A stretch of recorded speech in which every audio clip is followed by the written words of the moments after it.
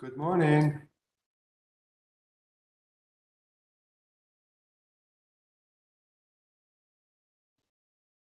Good morning, Giancarlo. How are you? Good, and you? I haven't had enough coffee yet, but I'm Oh, doing well. do you have a coffee maker nearby? Luckily, yes.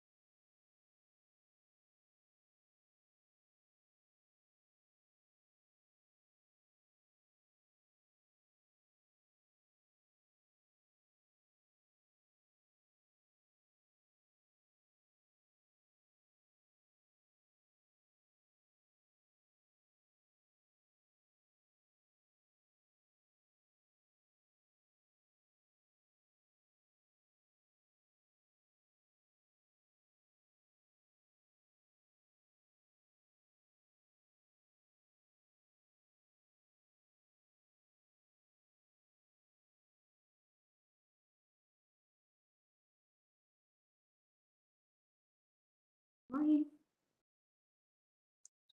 Good morning. Excellent. Thank you. Good morning.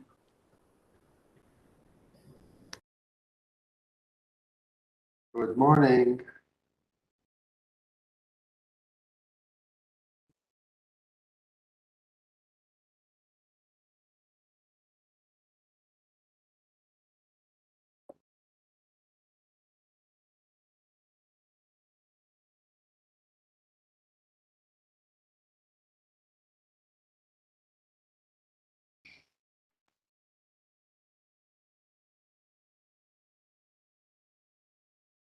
Julie, it's 9 o'clock.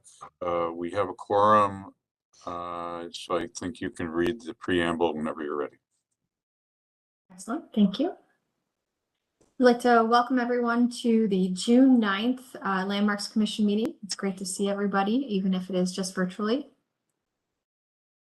In compliance with notification requirements of Ohio Open Meeting Law in Section 101.021 of the Codified Ordinances of Cleveland, Ohio, 1976, notice of this meeting has been publicly posted. All boards and commissions under the purview of the City Planning Department conducts its meetings according to Robert's Rules of Order. Actions during the meeting will be taken by voice vote. Abstentions from any vote due to a conflict of interest should be stated for the record prior to taking of any vote. In order to ensure that everyone participating in the meeting has the opportunity to be heard, we ask that you keep your mic on mute. We then ask you to use the raised hand function before asking a question or making a comment. The raised hand feature can be found in the participants panel on the desktop and mobile versions and activated by clicking the hand icon. Please wait for the chair or facilitator to recognize you and be sure to select unmute and announce yourself before speaking. When finished speaking, please lower your hand by clicking on the raised hand icon again and muting your microphone. We will also be utilizing the chat feature to communicate with participants. The chat feature can be activated by clicking the chat button located on the bottom of the WebEx screen. Call-in users can unmute by using *6. All meeting activities are being recorded via the WebEx platform. These proceedings are also being live streamed via YouTube. All requests to speak on a particular matter via our website and email have been considered. We have also received email from those who have provided written comment on a particular matter. I'd like to call the June 6, 2022 Landmarks meeting to order. Mr. Pettit, please call roll. Thank you, Madam Chair. Ms. Anderson, Here. Mr. Bonezzi, Here. Mr. Colicchia, Here. Mr. Dryer, Here. Mr. Edmond, Here. Director Wong, Mr. Strickland, Here. Mr. Tarasik, Here. Ms. Trott. Here. We are also joined today by Kevin Roberts from the Department of Law, and Carl Brunges of our staff is hosting the meeting. Madam Chair, we have a quorum. Excellent. We'll begin with our certificates of appropriateness. And we will be welcome our first applicant to unmute your mic, announce yourself, and tell us about your project. The first applicant is located at the Summer Building at 2104 West 25th Street, storefront renovation for Dave's Hot Chicken. Hi, my name is Nicholas Celia. I'm with Dave's Hot Chicken, and this is our project. Okay, so this is on the corner of Chatham and West 25th, directly across the street from the new Intro complex. And we are a Nashville hot chicken style restaurant, which is like a dry rub instead of a sauce hot chicken. And this would be our second location in the Cleveland area. Our first is in Lakewood. And what we are looking to do with the building is essentially return the storefront to somewhat of what you see in this photo that you have up right now, where we have two large storefronts with, not split up large glass panes, and then a recessed doorway in the middle with paneling at the knee wall. We've already been through with the Ohio City people and gotten their approval on this. We have only the first floor And the building is not exactly the way that you see in this photo. There's an addition that's on the back now. Yeah, there you go. And there's a building next door that it's part of the owners own it, but we won't be utilizing that part of it. We're only in the multi-story part. What would you like to know about it?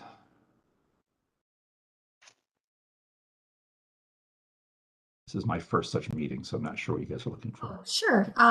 Sorry about that. I was muted. Please continue on. Show us your full design, and then we will ask questions here afterwards. Okay, if you can scroll to some of the design drawings that are in there, that would be great. There you go. So essentially the back will be kitchen, storage, mechanical, like that sort of thing. There's not much of interest probably to you guys there, other than to know that the plans are all being correctly done from a structural standpoint. The front that's the side view right there. We are leaving the Cleveland mural that's on the side. That's a pretty big tourist draw and a great asset for the community. So we figured we would be leaving that. If you look on the right-hand side, there is a glass panel below the sign, and that is currently blocked off, boarded over from the previous, it was a furniture store. That will get opened back up to look like its original layout, the way it was originally done. And then if you can get to the front, you can see that this pretty closely matches what the original photo looked like, where you have large panes of glass on either side with a central door. It'll be recessed back a little bit, and paneled knee wall along the front. Everything will be in black aluminum, which we think is probably the most period correct color. And mullions, the aluminum storefront glass system will be matching in black aluminum. We have the signage is a channel letter sign on the front, with a round logo sign on the side and a blade sign, which we think is a little more historically accurate for this age. There would have been a lot of blade signs at the time, on the southeastern corner of the building. In these drawings, our architect threw in the second floor glass just to make everything look complete, but that isn't ours. The landlord has intentions to lease that out, and it would be renovated as part of whatever he does with that.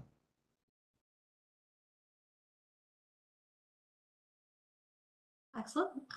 That is very helpful. Do you have additional things to present, or does that conclude your presentation?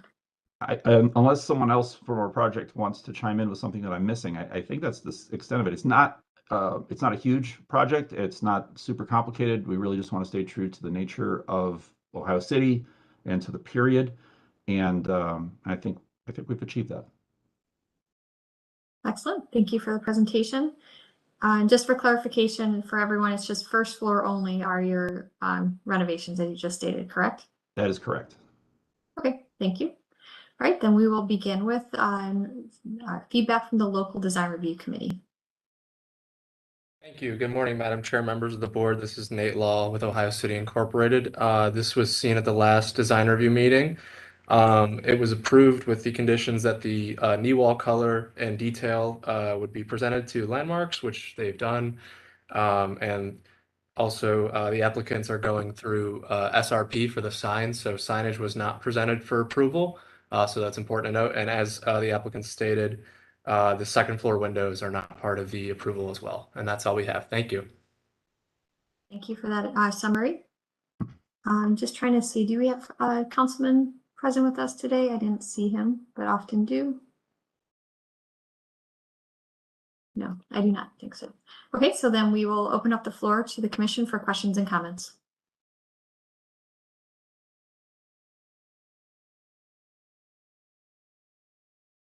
Mr. Edmond? Thank you, Madam Chair.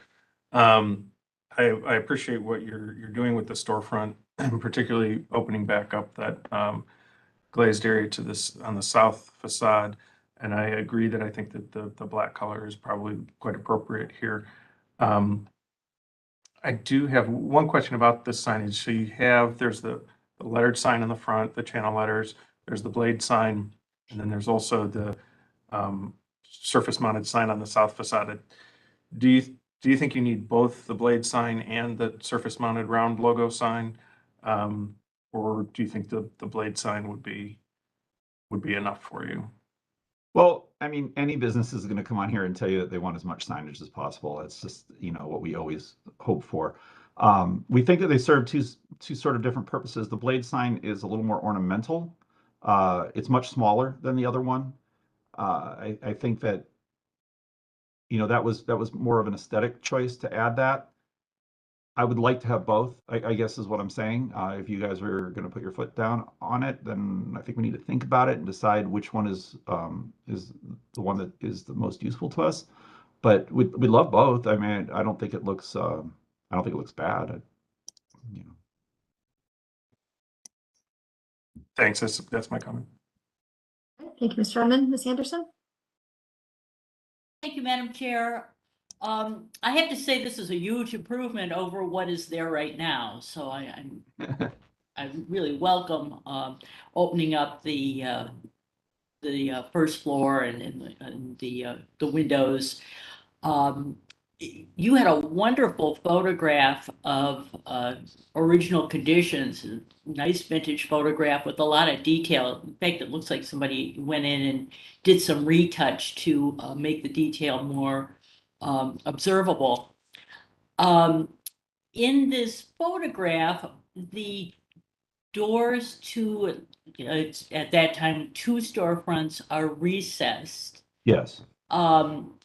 Are your doors going to be recessed? It's hard to see from the rendering. Yeah, if you scroll down, you can see that there Okay. is, yeah, you can see that they notch in, and then there's double doors, Nice. and then there's a vestibule for weather protection. Okay, all right. Yeah, and I'm fine with the black color. It'd probably be nice to see a little more articulation on the columns. You know, reminiscent of what is in that original photograph. I'd like to see that, but overall, like I say, this is a refreshing improvement. It's going to really change the feel of that corner. So those are my comments.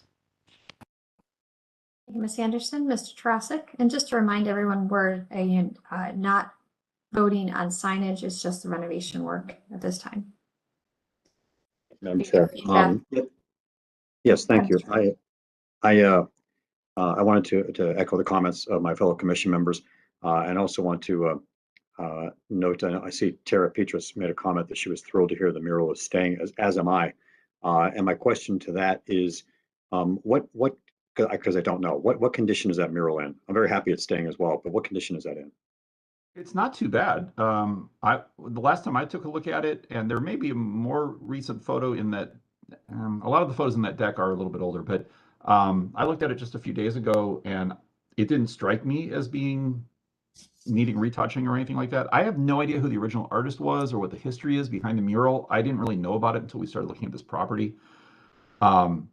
You know, if the city knows who, 'cause I assumed that it was part of like a larger mural project, and if the city has records of who did it, and it, you know, if it needs retouching, maybe we get in contact with them. But I thought it looked okay.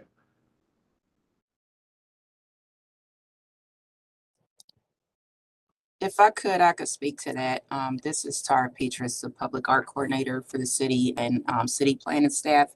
The mural was actually done by a group called Graffiti Heart.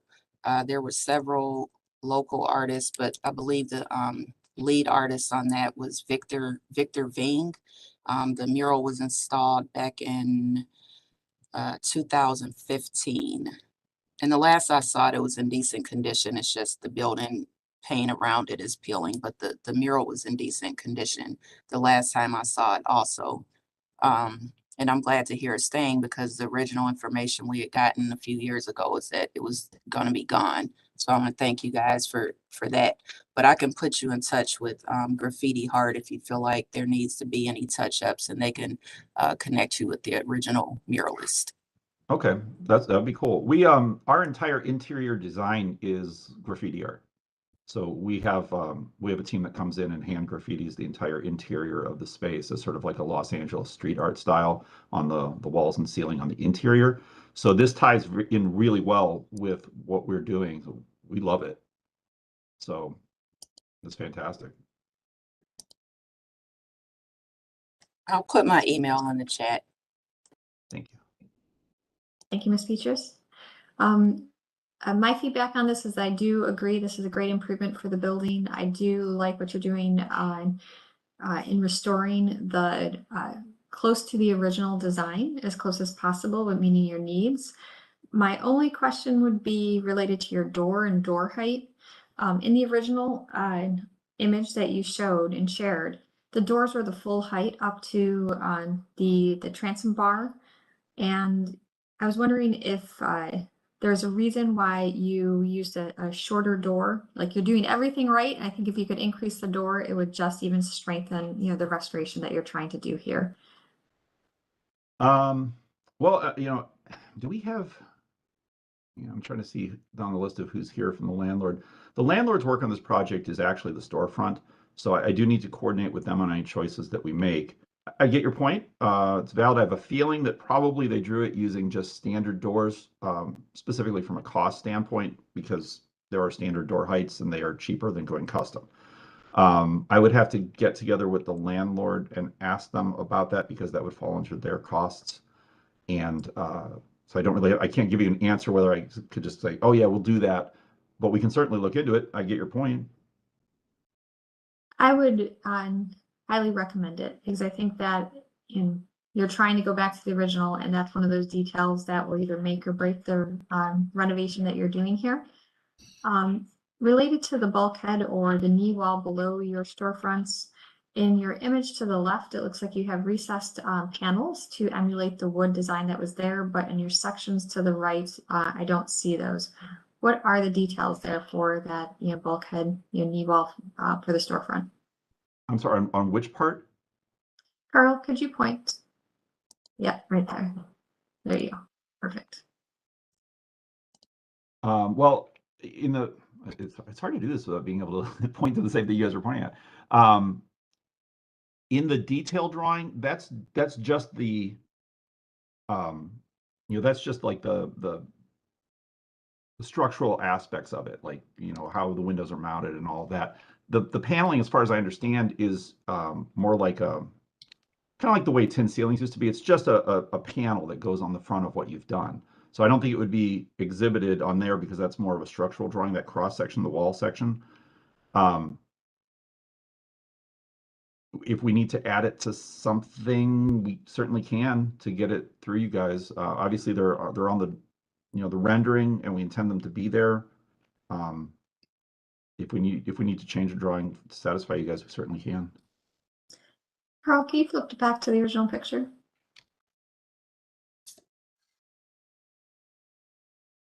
And you can see how that just conveys through the black and white. I personally think that detail would once again really strengthen the renovation and achieve what you collectively are trying to, which is to go back to close to the original design.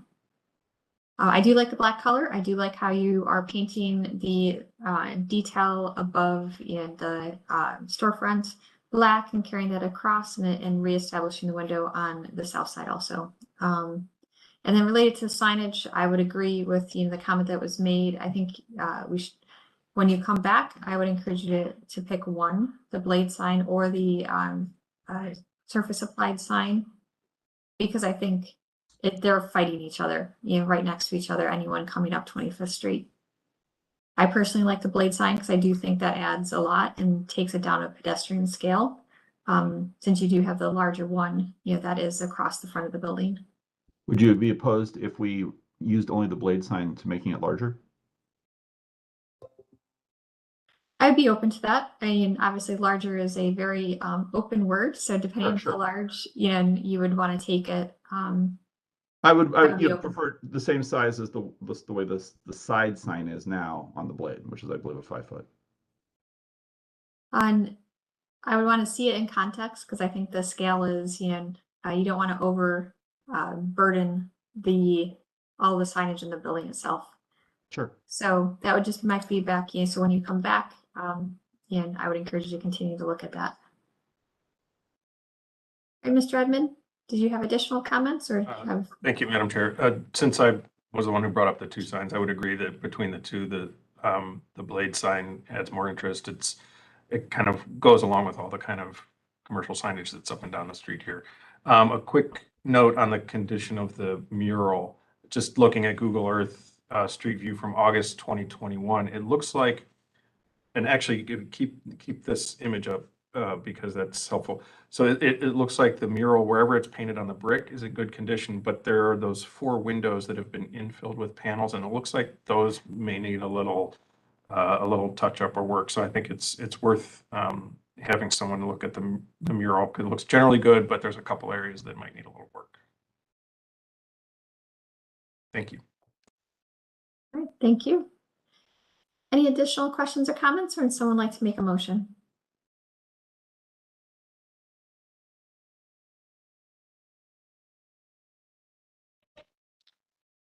Mr. Edmond? Oh, or Ms. Anderson? I move that we approve this project with the stipulation that the applicant installs the full height door that goes up to the transom, and that the bulkhead panels are in fact recessed. Thank you for that motion with those conditions. Do we have a second? Madam Chair, I'll second. Thank you for the second, Mr. Tarasik. Any further discussion? Mr. Edmond? Go ahead.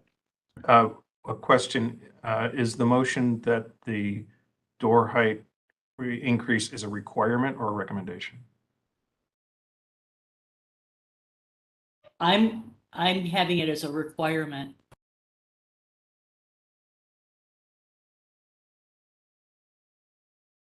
Did that answer your question, Mr. Edmond? Okay. Any further discussion? If you don't mind, I would just like to get some clarification on the panel, the knee wall paneling recess that you guys are asking for, because I need to go back and ask specifically, and I haven't been through this process with an organization like yours, so I don't want to do the wrong thing. No problem. So when you say that the paneling by recess, do you just mean that it has 3-dimensionality to it? Like there's areas that are raised and areas that are not raised, or do you want it set back from the plane of the window? What exactly does that mean? Not areas that are raised and not raised, they don't have to be set back from the plane of the window per se. Parts of it might be, but we're talking inches. So just that the paneling is 3-dimensional in some aspect. The stainless Correct. steel that will be used will have will be out further in some areas and in Yes. further in others. Yes, so it's not all flush. So it's Okay. somewhat, you can kind of see from the drawing that there is some dimensionality to it. Yeah, it looks like the original might have been molding on top of a wood panel sort of situation, something like that. So Yeah, that's how it looks to me too. Absolutely. okay, I'm just taking some notes. All right, thank you. Mr. Brunches, before I move on, you have your hand up. Yes, thank you, Madam Chair. I just want to note one other thing about the doors is they also have the paneling at the bottom as well. It looks like it came across there versus what's being proposed, which may help with tying it all in together, bringing it across at the knee wall level. Thank you. So both those requirements, once you talk to your landlord, can be brought back to staff. Okay. All right. Any further discussion? All right, Mr. Pettit, please call roll and announce results. Ms. Anderson, Yes. Mr. Bonesi, Yes. Mr. Colicchia, Yes. Mr. Dryer, Yes. Mr. Edmond, Yes. Director Wong, Mr. Strickland, Yes. Mr. Tarasik, Yes. Ms. Trott. Yes. Madam Chair, the motion carries unanimously. Excellent. We look forward to seeing your project progress and seeing you come back with your final signage. Thank you very much. Appreciate your time. Thank you.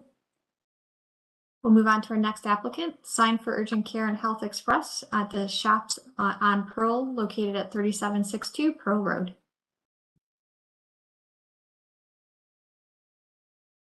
The applicant's welcome to unmute your mic, announce yourself, and tell us about your project. Good morning. My name is Shadi Al-Muqdad from Neon on Signs. We're proposing to install channel letters at 3762 Pearl Road. And as you see,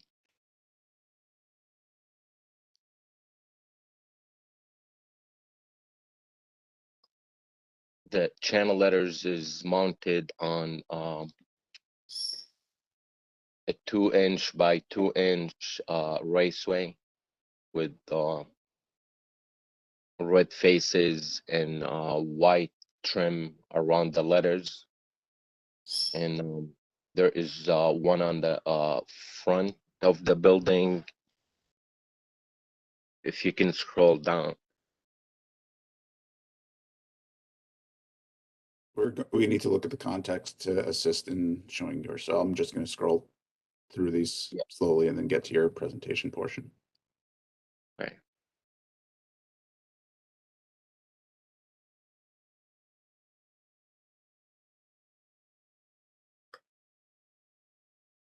Yeah, here you go. Yeah, one set on the front of the building and one on the side of the building. And it's just the standard LED channel letters mounted on a raceway.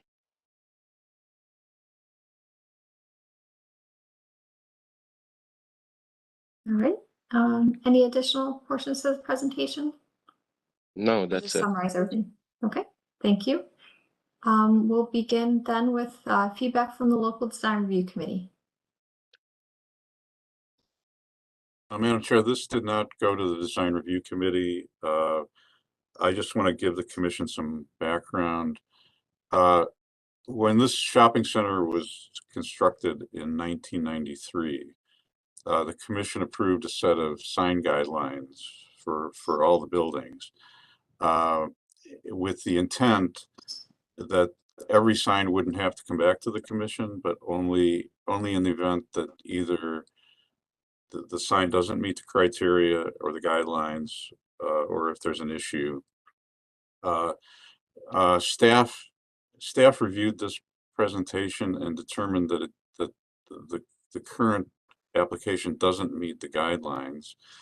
I think we have a feeling that although the urgent care sign says it's 24 inches high, it seems overscaled in that location. We once approved a sign for Blockbuster Video across the center of that building, and it fit with between those two piers, the outside edges of those two piers. So I'm not sure that the rendering is accurate in that sense. We also approved only 2 colors for the shopping center, and that would be red or white. We have made, there have been some variation over the years, but I will leave it to the commission to judge this one on its merits. Thank you. Okay. Thank you, Mr. Pettit. Then we will open up the floor to see if we have councilmen here also. No. Then we will open up the floor to the commission for questions and comments. Who would like to start us off? Mr. Edmond. One comment and a question. Just looking at, sort of zooming in on the facade, that appears to be a 24-inch pier. The vertical brick piers, but just based on looking at the bricks, which would mean that the rendering is not entirely accurate in terms of the scale of the letters. It looks like they're rendered as a little bit bigger than 24 inches. And then this may be not what we're actually looking at here today, but I did have a question. Is the the urgent care, I assume that's a new tenant here. Is there any intention to do some repairs or updating to the awnings? It looks like some of the condition of the awnings are not that great. Thank you.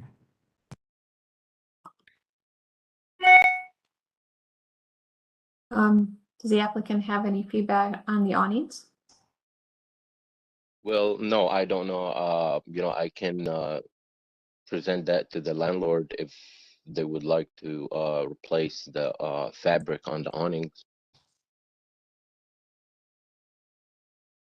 How about the scale? Like, talk to us about the scale. How did you determine that scale versus, is that accurate? Like, did you measure this to, No, it's not. Like the picture was sent to us, and we just put the signage on there, and it's not up to scale, but the signs will be, like the one on the side of the building, like the Health Express, it'd be 18 inches high, and urgent care on the bottom of it, it'd be 24 inches, 24 inches high.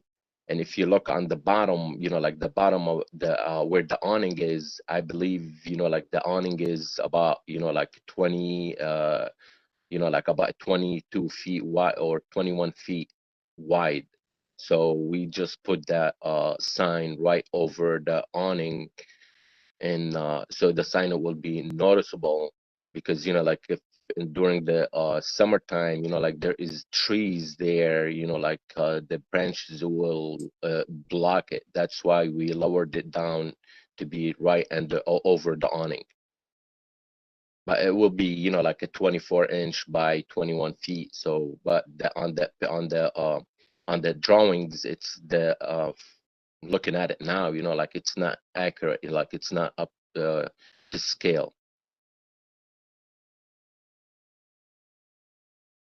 okay.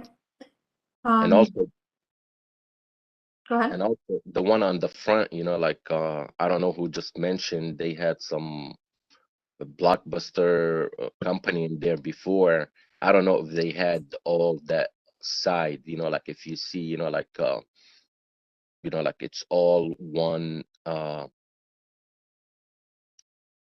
one business, like it's not, like if you look on the other side of the building, the shopping center, where they have like 3 businesses in there, the laundromat, the Chinese food, and the smoke shop.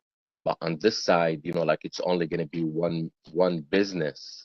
Like that's why we just put that sign there. They didn't want it on the side of, like, to the left of the building. They didn't want it mounted there. They want it in the center of the building. Right. Okay.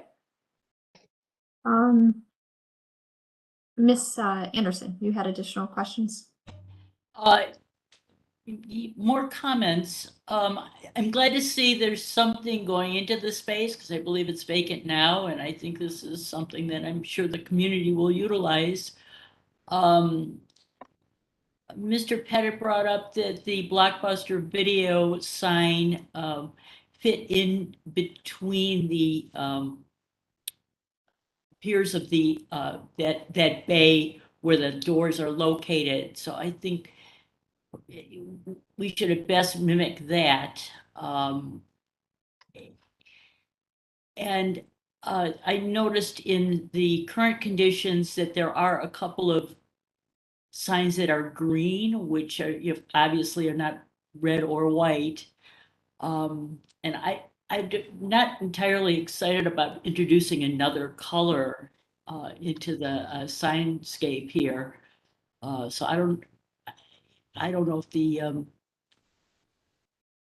Health Express could be in white, and then the urgent care underneath. And again, that urgent care probably needs to be tightened up a little bit so that it fits between the piers there.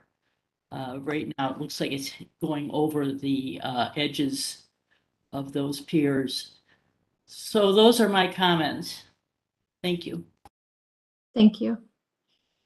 I think my current feedback is that I think we need to more accurate drawings because it is deceptive. Both your logos are, your urgent cares are 24 inches high, but they're two different lengths, 21 feet and the other one's 33. So although on the right side, bottom right hand corner, the text looks the same, but your lengths are different. So I'm just questioning how this is all gonna, work itself out, once it's finally, installed.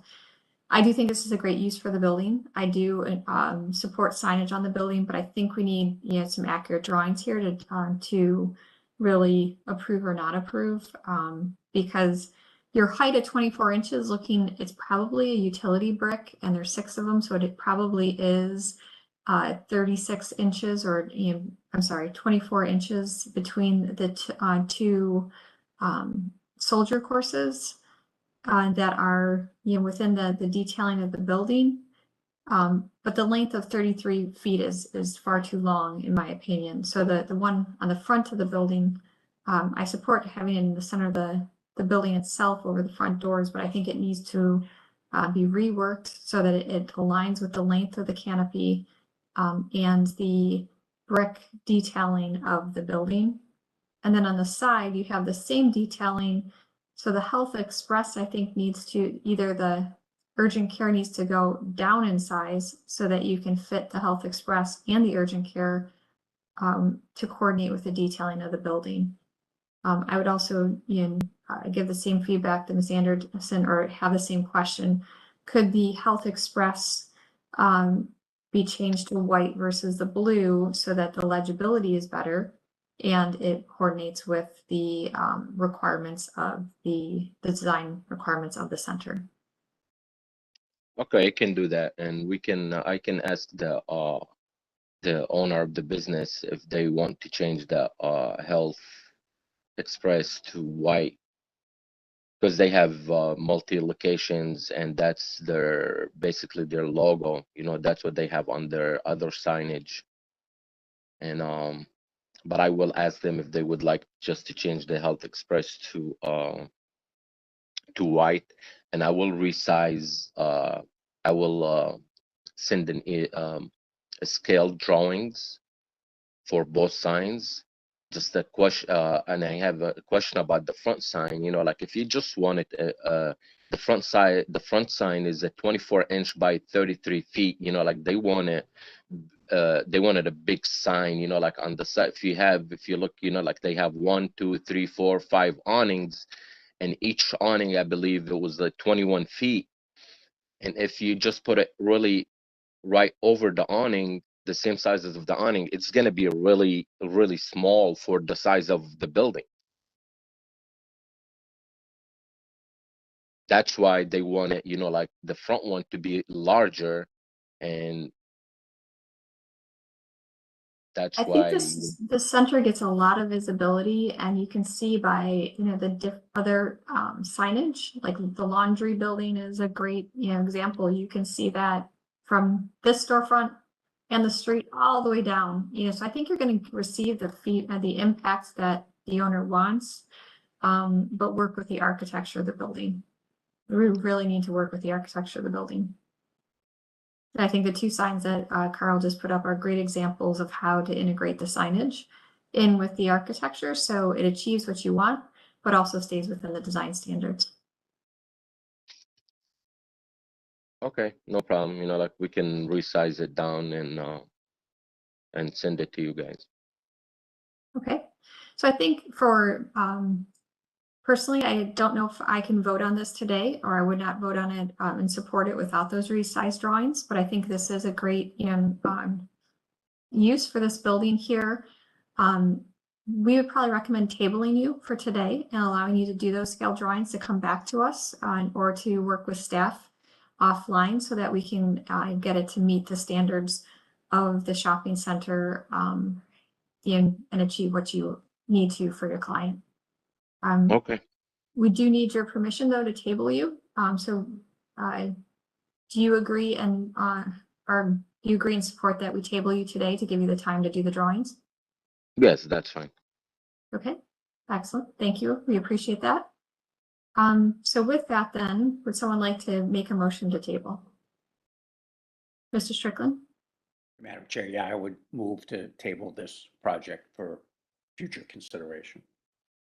Thank you. We have a motion. Do we have a second? I'll second that. Thank you, Ms. Anderson. And Mr. Edmund, you can just say it out loud because I see it sometimes late. Sorry about that, or the seconds, or the motions. So sidebar commentary. Any further discussion on this? Yeah, just a question, please. If, you know, like after we do the scale drawings and resize the signage and send it back, do we have to come back to the meeting, or it can be just approved by, you know, like looking at the new drawings By we staff? submit? So I will let staff answer that, since the initial intent for the center is so that staff would do the reviews and approval. I would say if you can get this within the guidelines, design guidelines for the shopping center, then staff should be able to approve it and not have require you to come back. But Don and Carl, do you have any feedback? Do you agree with that? Madam Chair, we're happy to work with the applicant on coming up with a solution for both of the signs. And I think if we can work it out on the staff level, if we're satisfied that it's actually accurate and sensitively addresses the building architecture, we can approve it administratively. If that's the, you know, if that's the intent of the commission. Okay, Mr. Brundage, you have additional feedback? Yes, thank you, Madam Chair. Just as a matter of process, because there is a motion and second for tabling, and I'll ask law department representative to weigh in on this. Would we have to take this back and then ask for a new motion for approval by staff and it returns, or what process would we follow on this one, Mr. Roberts? Thank you, Mr. Brunges.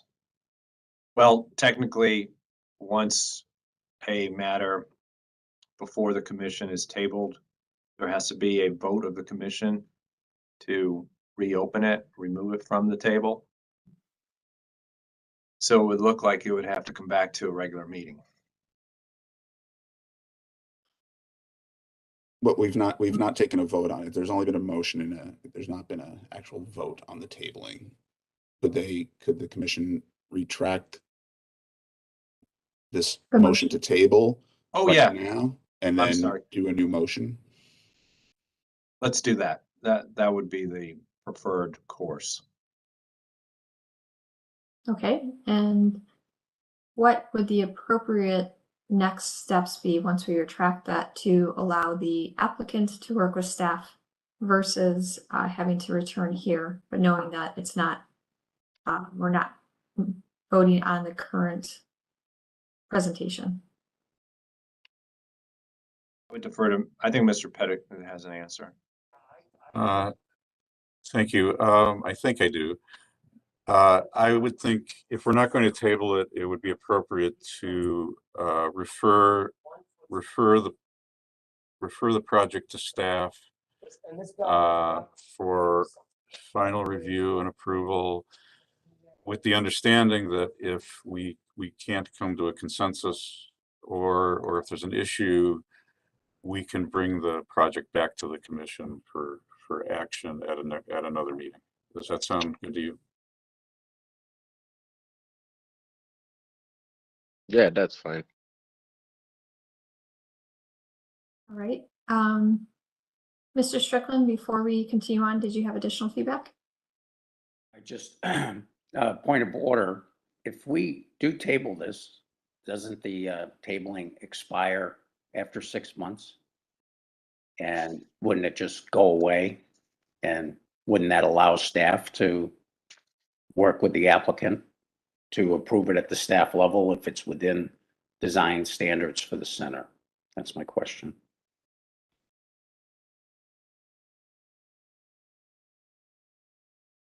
Can I offer another option?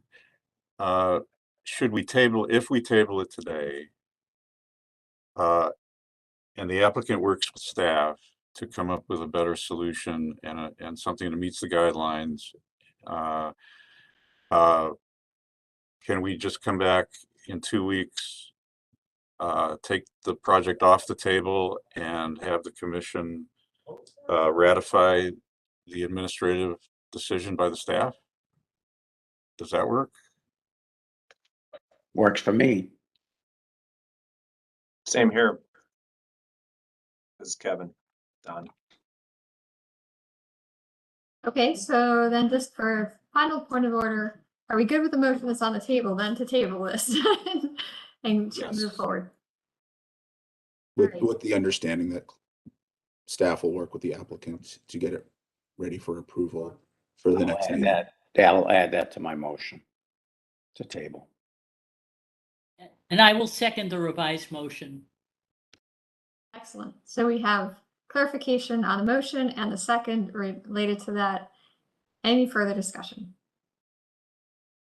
All right, Mr. Pettit, please call roll and announce the results. Ms. Anderson, Yes.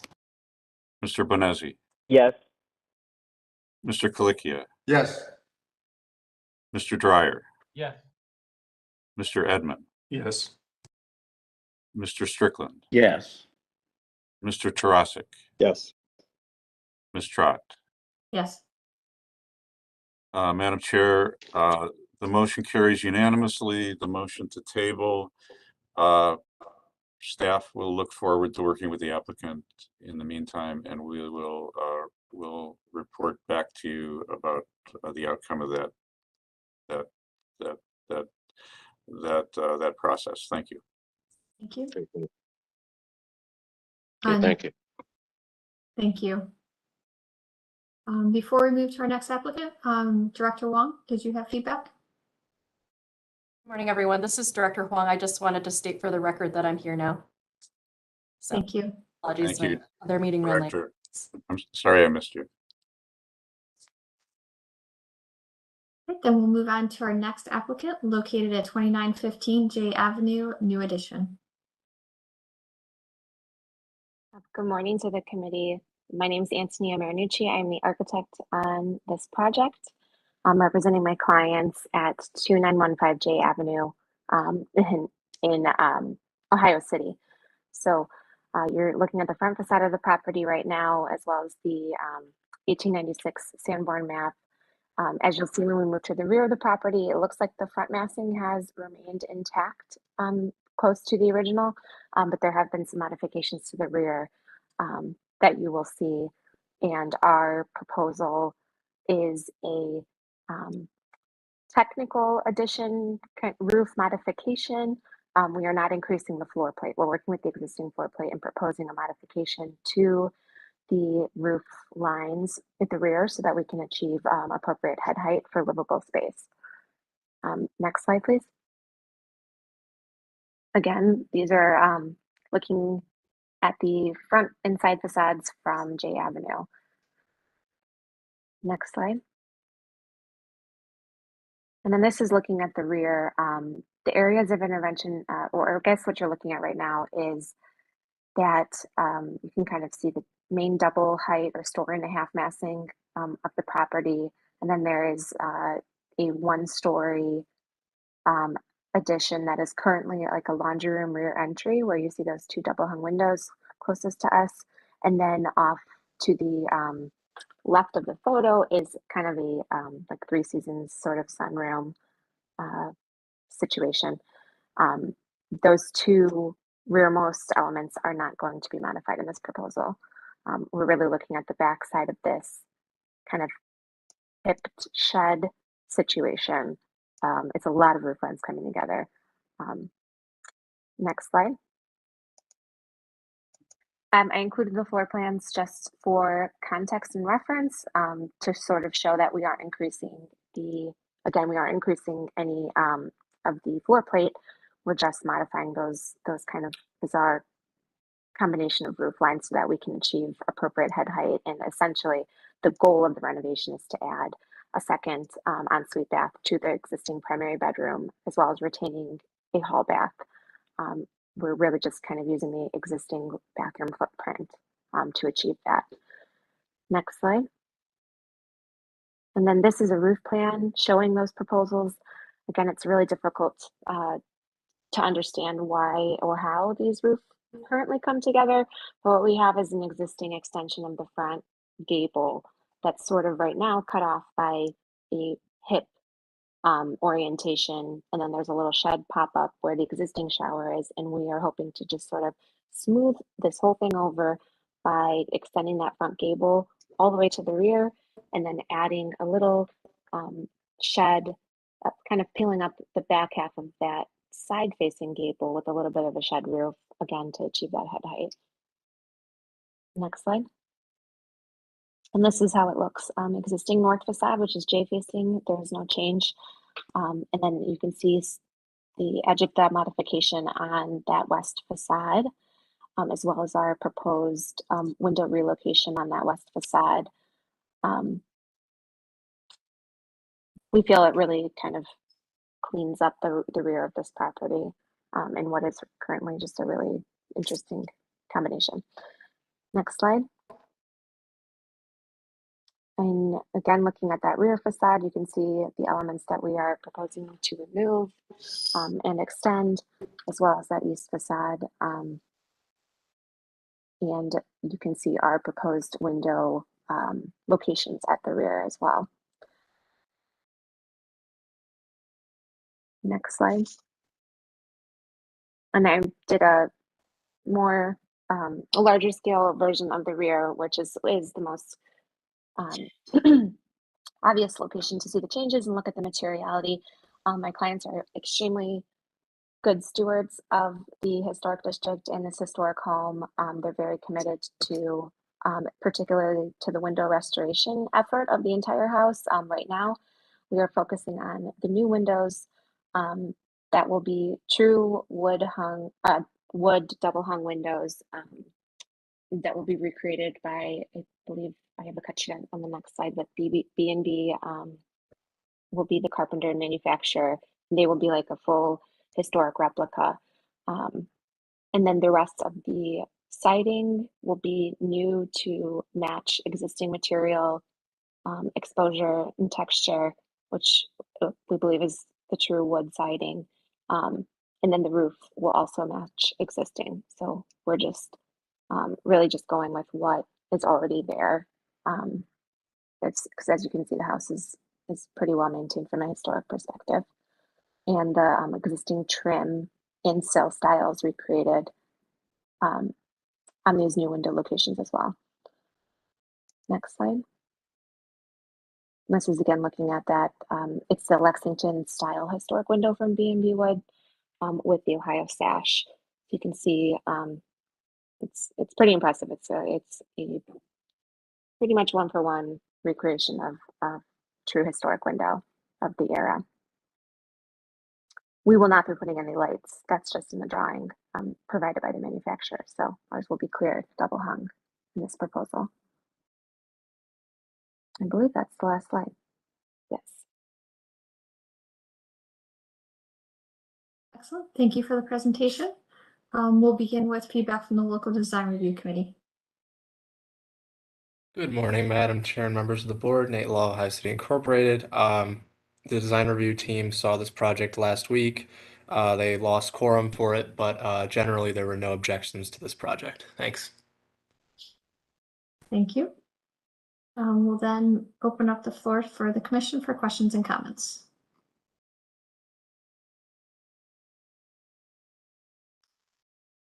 I'll begin. I think this is a really sensitive renovation and addition. Thank you for being sensitive to the materiality and the owner. I commend them for respecting the detailing of the house and being willing to put in the extra effort and funds to match the detailing of the windows, siding, and even roofing. And I think it's a very sensitive addition. I support it. Ms. Anderson? Thank you, Madam Chair. I agree with you 100%. I think it is a very sensitive addition. I appreciate that the owners are going the extra mile to make sure that window details and other details conform with the district. I think this is going to be a real improvement to the house. It's a much cleaner look on the back, and I understand that the second floor functionality will be greatly improved. So this is terrific. I totally applaud your project. Thank you, Ms. Anderson. Any other feedback from the commission? Director Huang, echo everyone else's comments. Well done. Thank you, Director Wong. Other questions or comments? Or would someone like to put forward a motion? Mr. Edmond? I'll move that the project be approved as submitted. Thank you. We have a motion. Do we have a second? Mr. Benezzi? I'll second that motion. Thank you. Any further discussion? No. Mr. Pettit, please call roll and announce the results. Ms. Anderson, Yes. Mr. Bonezzi, Yes. Mr. Colicchia, Yes. Mr. Dryer, Yes. Mr. Edmond, Yes. Director Wong, Yes. Mr. Strickland, Yes. Mr. Tarasik, Yes. Ms. Trott. Yes. The motion carries unanimously. Excellent. Well, thank you. We look forward to seeing your project progress.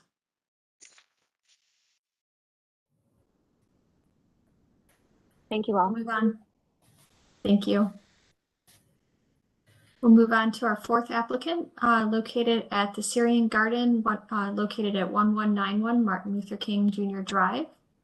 The public art installation for Front International 2022.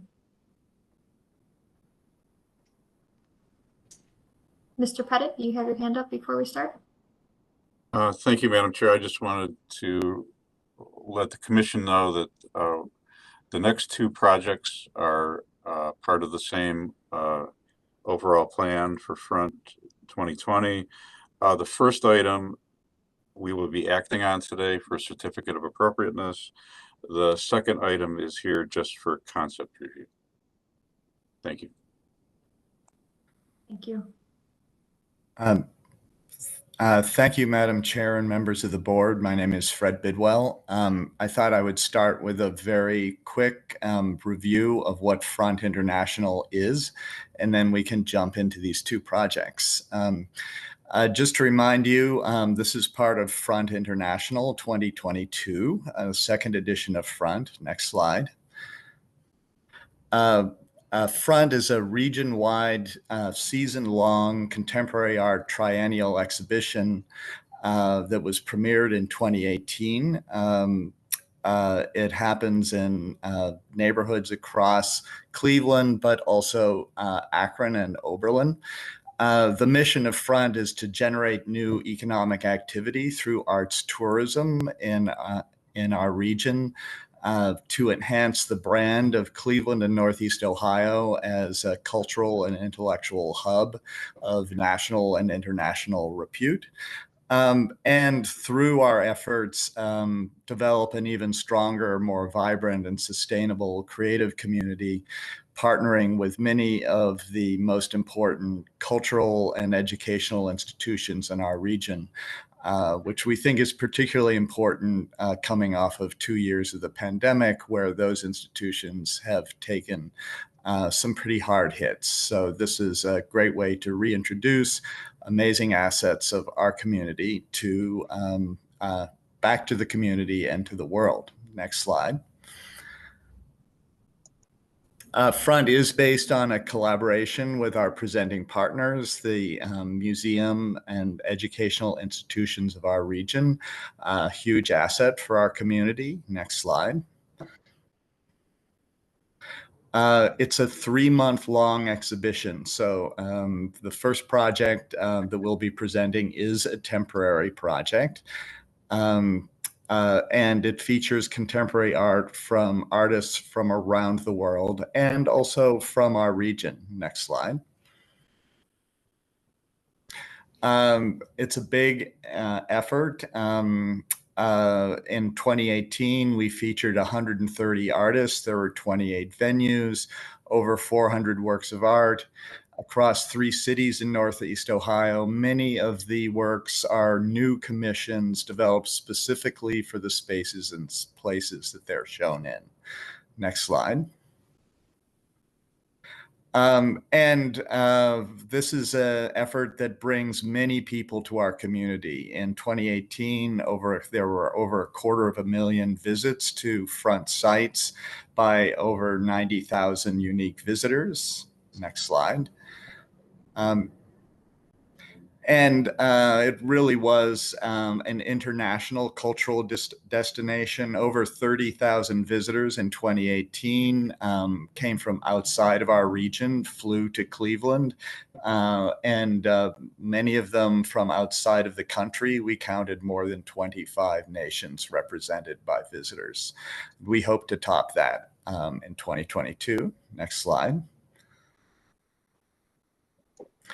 And this is a project that is fully engaged in our community. I'll remind you that a major project of 2018 was work that we did in collaboration with the Famicos Foundation and Cleveland Foundation to restore and reactivate the Madison on East 105th Street. It was the location for our artist residencies during 2018, and it continues as a cultural facility as part of the revitalization of East 105th Street today.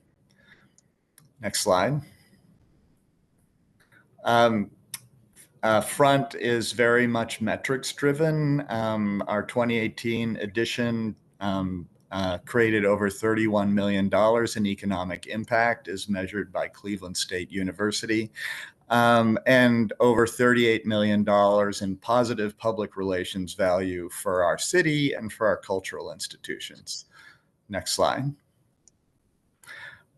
So Front International 2022, our second edition, delayed 1 year by COVID, but just in time for the recovery. Next slide.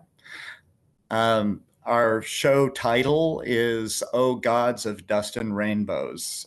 Next slide. And that's based on a poem by Langston Hughes, who, as many of you know, spent his formative teenage years in Cleveland and returned often to Cleveland, doing many of his important dramatic works premiered at Karamu House. This is a show about healing and persevering through difficulty and finding joy through art and art making.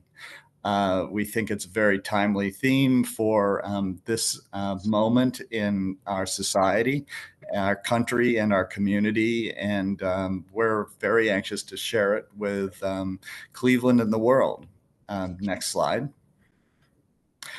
So the first project we want to discuss is by the artist Diana Al-Hadid. We're seeking final approval for a 3-month temporary art installation. I'm going to describe the project. With me is Annie Wishmeyer, curator on our team. And if you have any questions that stump me, she can answer them, I hope. Next slide.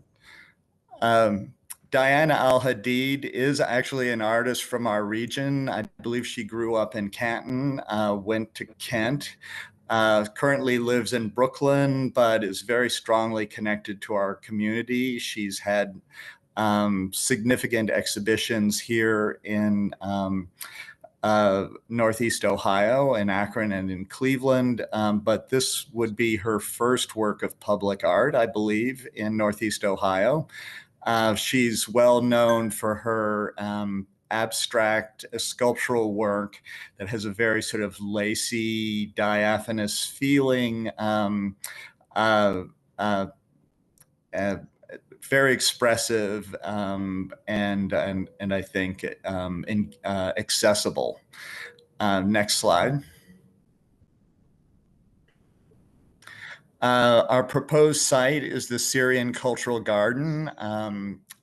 Diana's family background is from Syria.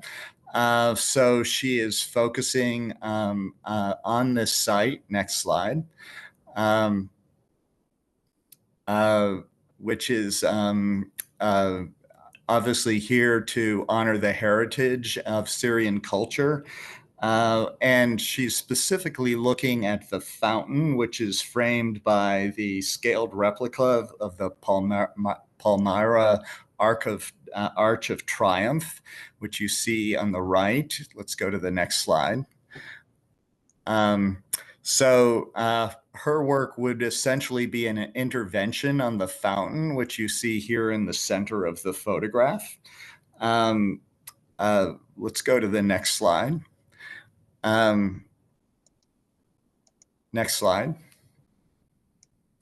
And her inspiration is an ancient water clock that was described by the Islamic polymath Al-Jazari, who cataloged many inventions in the Book of Knowledge of Ingenious Mechanical Devices. And one of them was a water clock that is really credited as being as one of the first programmable analog computers, not only told time, but was a way to conduct astrological measurements. This sculpture will actually not function as a water clock per se, but it will sort of quote that sort of visual language. And utilize the water of the function of the fountain, but it will be added to the sculptural element will be newly planted jasmine, which is an important plant in Syrian culture, that will be grow throughout the trellised system. I think it'll be very beautiful. Jasmine flower is very evocative and, of course, fragrant. Let's go to the next slide. Here are drawings of the sculpture, which will sit in the basin of the fountain. Next slide. Further detail on materials. Next slide. Here's the work in progress. Next slide. To remind you about how beautiful the jasmine flower is, which will grow over and around this sculpture. We think it's a beautiful and poetic addition, completely congruent with the mission of the Syrian Cultural Garden and Rockefeller Park in general, in that it celebrates the history of Syria. But it also draws attention to Syria's difficult present history, and in a way that I think is very sensitive and provocative. We have the full support of the Syrian Cultural Garden and Cultural Garden organization as a whole. And with that, I'd love to have your comments on this project. Thank you for the presentation. We'll begin with feedback from the local design review committee. Or do we want to start with Ms. Go ahead, Mr. Thank you, Madam Chair. I'll go before Ms. Petrus. Lori Ashik, the executive director of the Cultural Gardens Federation, had to leave the meeting this morning. I just want to make the commission aware that Dr. Khoury, the president of the Federation, supports the project.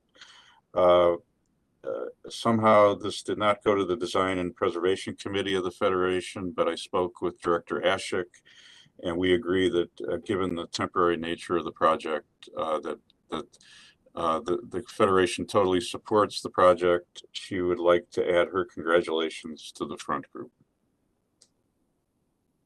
Excellent. Thank you, Mr. Pettit, for that summary. Ms. Beatrice? Thank you, Chair. I am in support of this installation. I did have some questions. One were whether or not this is a working fountain or if any water will project through the sculpture.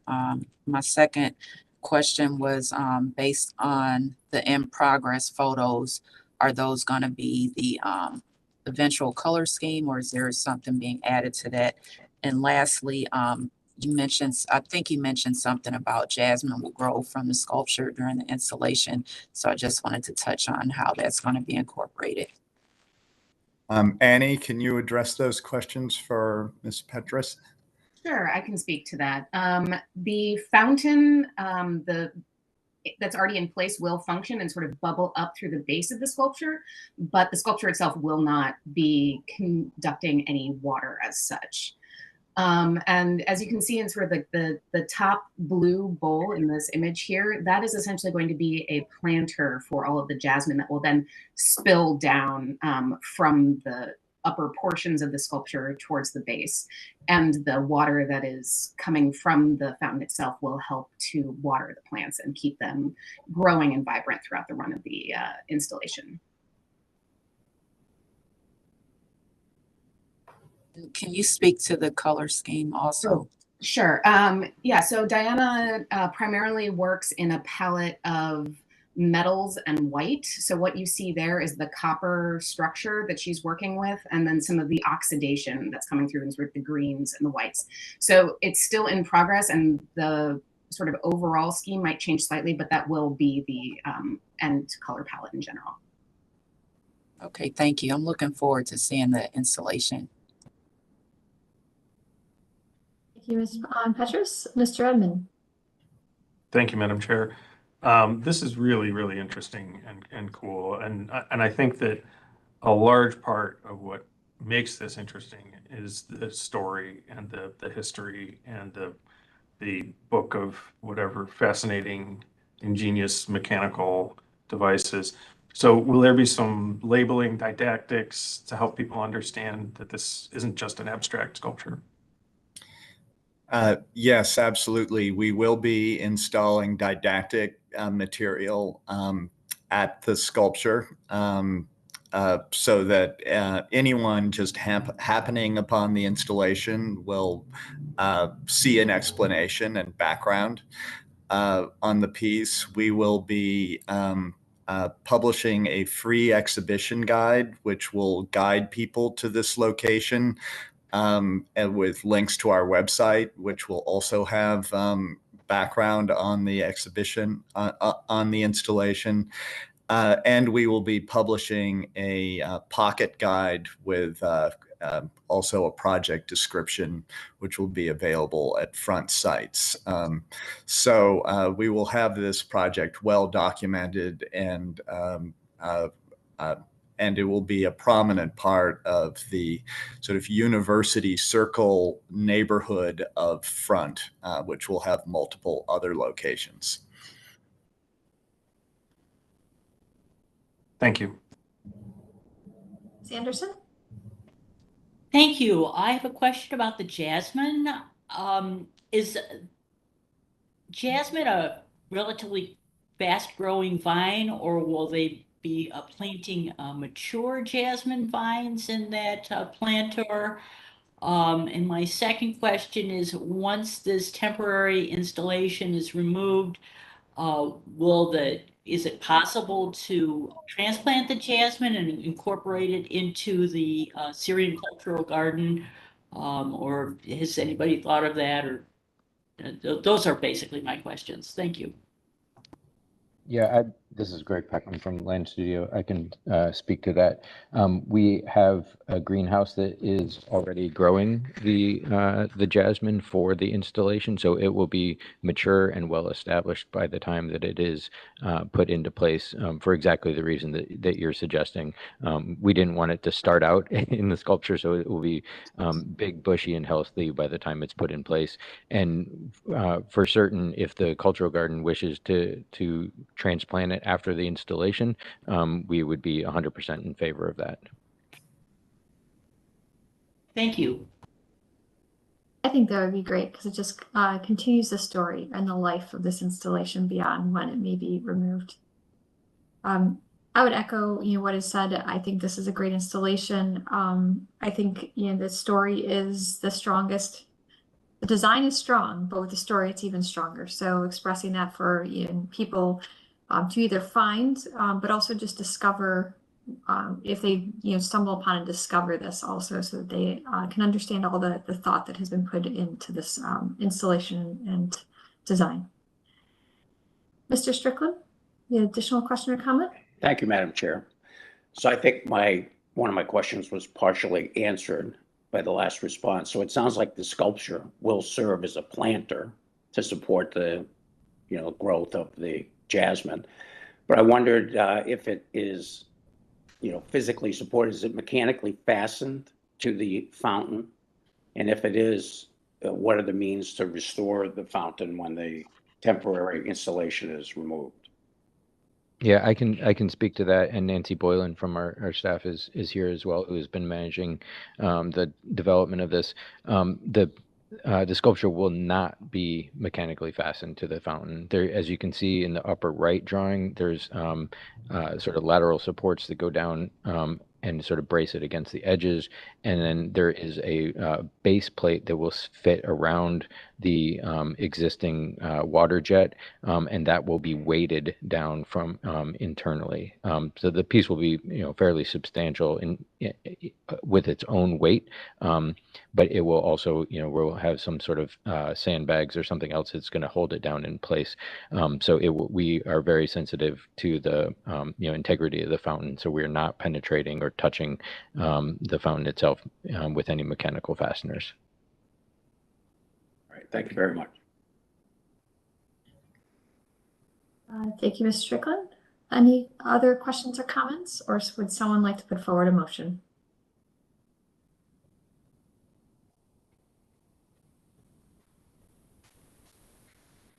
Mr. Edmonds. I move that the project be approved as proposed. Thank you. So we have a motion to approve as presented. Do you have a second? This is Director Huang. I'll second it. Thank you. We have a second. Any further discussion? Ms. Anderson? I'm sorry, I inadvertently raised my hand. No problem. Any further discussion? All right, Mr. Pettit, please call roll and announce the results. Ms. Anderson, Yes. Mr. Bonesi, Yes. Mr. Colicchio, Yes. Mr. Dryer, Yes. Mr. Edmund, Yes. Director Wong, Mr. Strickland, Yes. Mr. Tarasik, Yes. Ms. Trott. Yes. Madam Chair, the motion carries unanimously. Excellent. Thank you. We look forward to just one question I forgot to answer. What is the timeline for installation? Greg, can you help me on that one? Yeah, sure. We're looking at the front opens the 14th of July, so we'll be doing the installation probably within the first 2 weeks of July. Excellent. Very exciting. We'll look forward to it. Thank you. Thank you. That concludes our certificates of appropriateness. We'll now move on to concept plans, and just a reminder that we will not be taking votes on the next two applications, but giving feedback. And you're welcome to continue on. Thank you. So the next project I'd like to describe is a monumental public artwork that we have proposed by the world famous painter Julie Moretu for the Standard Building, which is on Public Square. We're seeking your input and feedback today. This is an extremely ambitious project, and we're being very thoughtful about going to all stakeholders for feedback as we proceed through the creative process and production process, which we can conclude in the spring or summer of next year, not this year, even though this is a front project. Let's go to the next slide. I should say before I jump into talking about Julie Moretu's work, this is a continuation of a long-term initiative by Front to create significant museum quality abstract paintings, murals in downtown Cleveland in the area between Public Square and Playhouse Square. We initiated this project, which we call Canvas City, in 2018 with 3 major murals one by Donald Odelio Dita, one by Julian Stanzak, and one by Kay Rosen. So this project by Julie Moretu would be a continuation of this long-term initiative by Front. And our ambition is pretty modest. We just want to make downtown Cleveland the world's largest exhibition of museum quality contemporary abstract painting in the world, which we think would be a destination for our city year round, not just in the every 3-year editions of Front.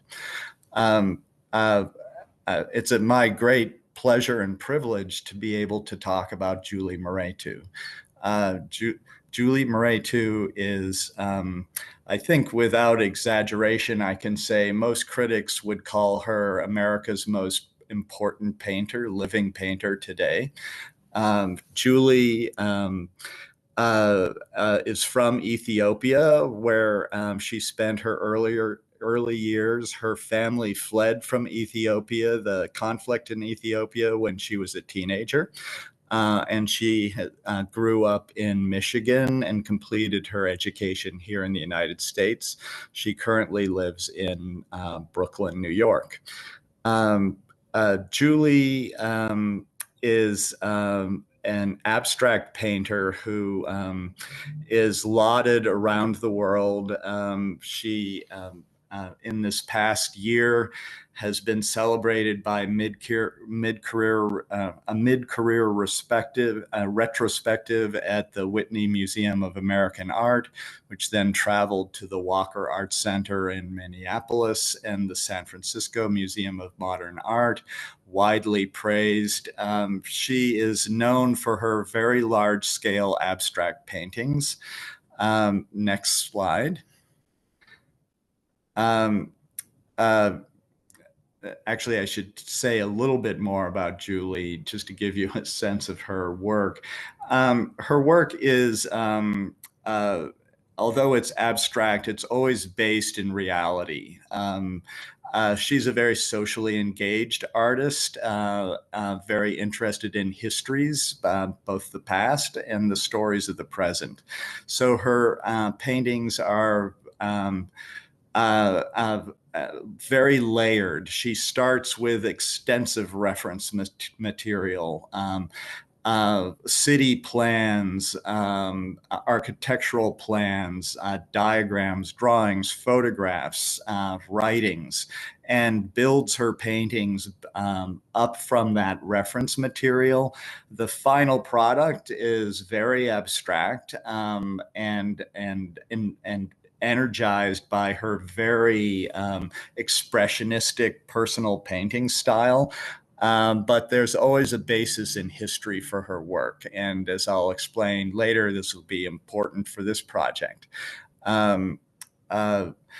We have targeted an incredibly important location for downtown Cleveland, the Standard Building.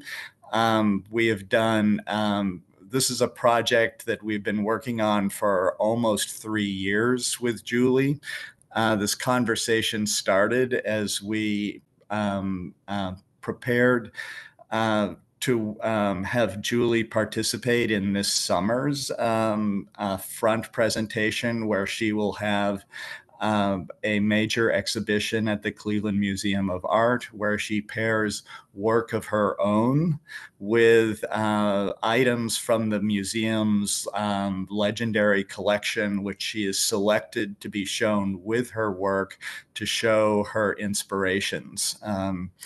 This is a first time ever for both Julie and for the museum. The idea that a contemporary living artist would actually intervene with the museum's collection and pick works from it is a breakthrough for the museum, and I think will be an incredibly engaging exhibition this year. But from that conversation, we introduced Julie to, next slide, this site, because we had in mind our long-term Canvas City initiative. And we asked her if she would consider creating a work for this absolutely monumental wall. Let's go to the next slide. As you can see, this is on the Standard Building, which has been beautifully restored by the Weston Company.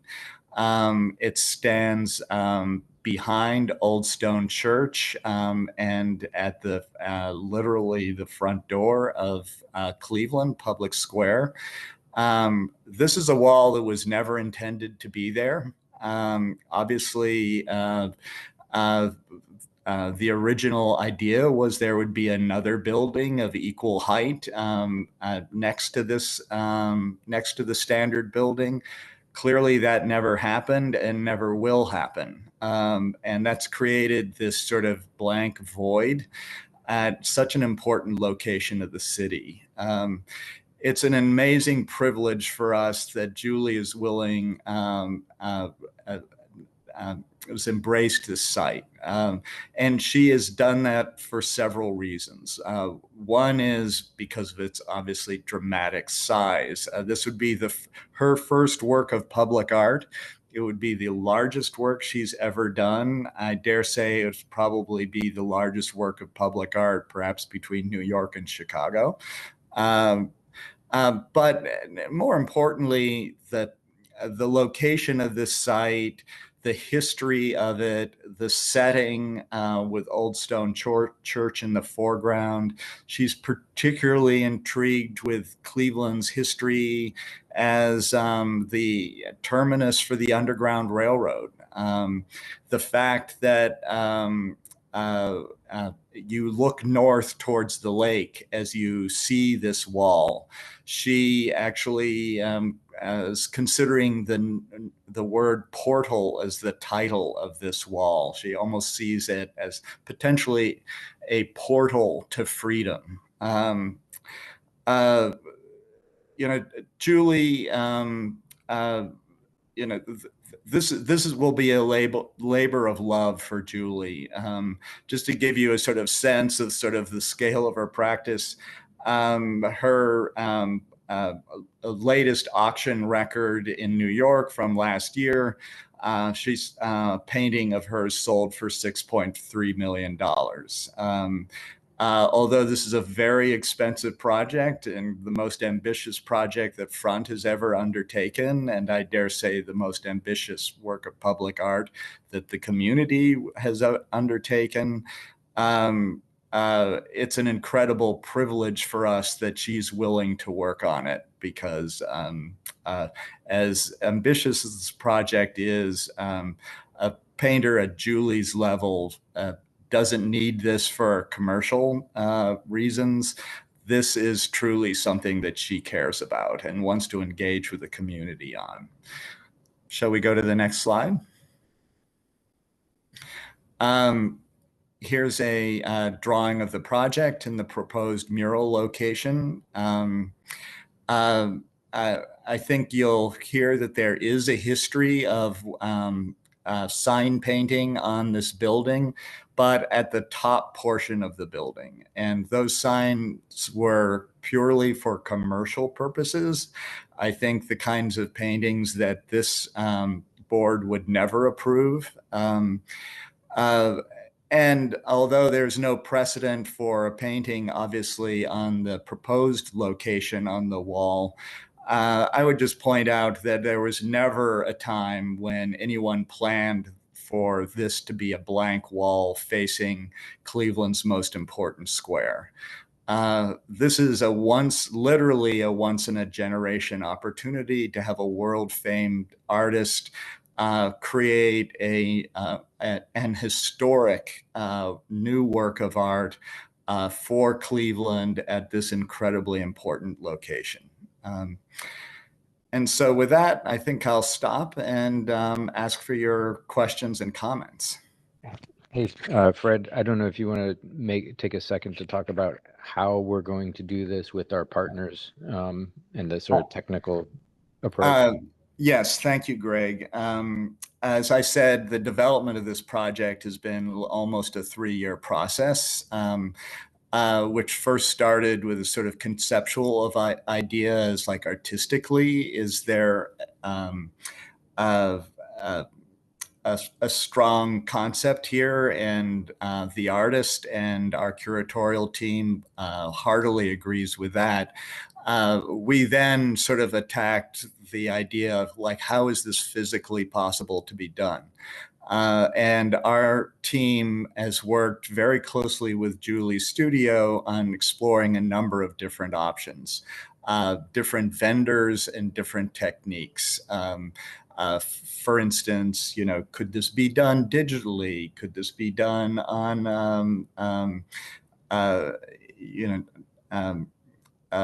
could this be done on a substrate and then attached to the building? We've explored all of these options and have finally landed on a production partner for this project, which we think will be brilliant. And that partner is Colossal Media out of Brooklyn, New York, a sort of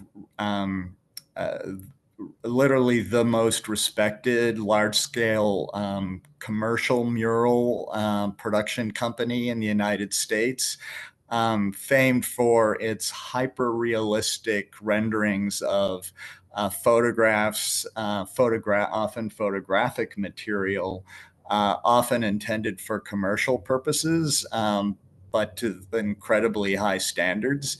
And this is a company that was founded about 10, 15 years ago, actually specifically in reaction to digital technology, because they felt that the new digital technology did not come up to the highest standards, both in terms of color accuracy, brilliance, permanence, and so Colossal has had this incredible, built this incredible portfolio of large scale work.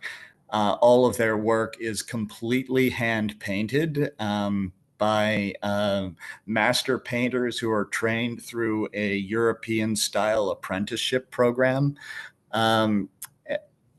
Using specialized pigments and paints that have extraordinarily durable and long-lived and strikingly brilliant. The artist and her studio are thrilled with this partnership. We have approached Sherwin-Williams who has volunteered to help us with the technical work in terms of the surface preparation, priming, as well as protective coating for the mural. Our agreement with the building owner and the artist studio is that this would be a 10-year commitment, where we would essentially warrant the condition of the mural for 10 years, be responsible for its proper condition. And then at the end of the 10-year period, we would have the option to renew that loan, with, again, taking responsibility for ensuring the proper condition of the work, or failing that renewal, it would be our responsibility to return the wall to its original condition. paint the mural over. We believe that the community will embrace this mural and will want to keep it long term, but wanted to know that we would have built-in checkpoints to ensure the proper condition of and have a mechanism to restore the mural if there were damage. Thank you. Thank you for the presentation. Director Wong. Thank you, Fred, and thank you to Land Studio for just a wonderful presentation. I think every time I hear it, I get more excited. I believe this theme of Portal to Freedom is a beautiful one. And I think given our history and context in Cleveland with regard to wanting to move towards freedom, our context is the place of the Underground Railroad, as well as this interesting play of Portal with regard to Tower City and people emerging from Tower City, which is kind of a portal in itself, and thinking about, you know, how this particular work of art would present itself as you make your way into public square. I believe that the way that she is working with the Cleveland Museum of Art's collection with regard to historic object and her modern contemporary art is kind of a metaphor for this larger proposed project where you have the old stone church as this historic structure object, and then you have this fine art behind it. So I think that's a really interesting interplay and a continuation of her work at the museum.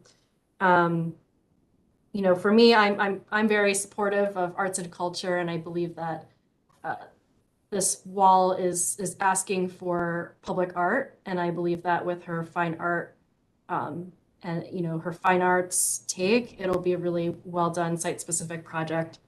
So I definitely will vouch for this project and vouch for Colossal Media and the application that they'll be able to work on with this. Thank you. Thank you, Director Wong, and I think your comments are very insightful. I'll also point out there's a connection with another very important public work of public art just a block or two away, Isamu Noguchi's sculpture at the Justice Center, also titled Portal. Excellent. Thank you for the feedback and that additional information.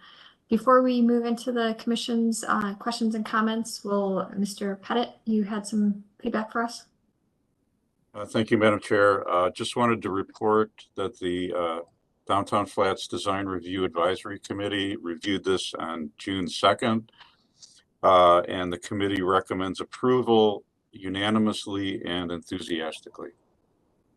Excellent. Thank you. Thank you. Also here today is Tara Petrus, and Carl Brunges also has some slides to put the wall into historic context too. Thank you. Why don't we start with Mr. Brunges and then we'll go to Ms. Petrus. Thank you, Madam Chair. As mentioned, this does have a history of having the large painted sign. This is the rear of the building.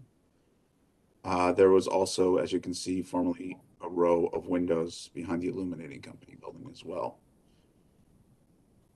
We've had various photographs showing that large signage that had been approved probably long before signage guidelines were put into play.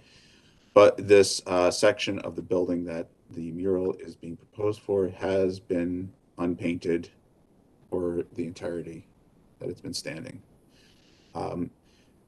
There are still historic tax credits in play at this point. They are still within the 5-year look back period, which ends on May 9th, 2023.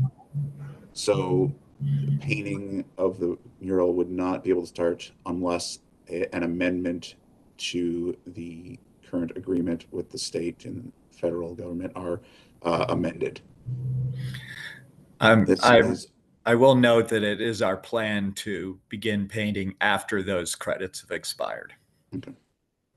So just want to have that in perspective as well. So part of what it needs to be considered is the visual impact of the mural on the church, and is the mural appropriate to the location? Thank you. Thank you, Mr. Prentice. Ms. Petrus, before we move into the commission, did you want to give your feedback? Yes, thank you, Chair.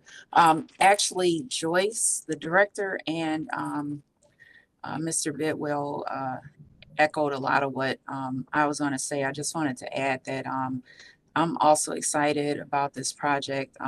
Again, this wasn't intended to be a blank wall, as Mr. Bidwell said. And I think that the juxtaposition of the contemporary art with the historical built environment is appropriate, is done in other cities. It can be done beautifully.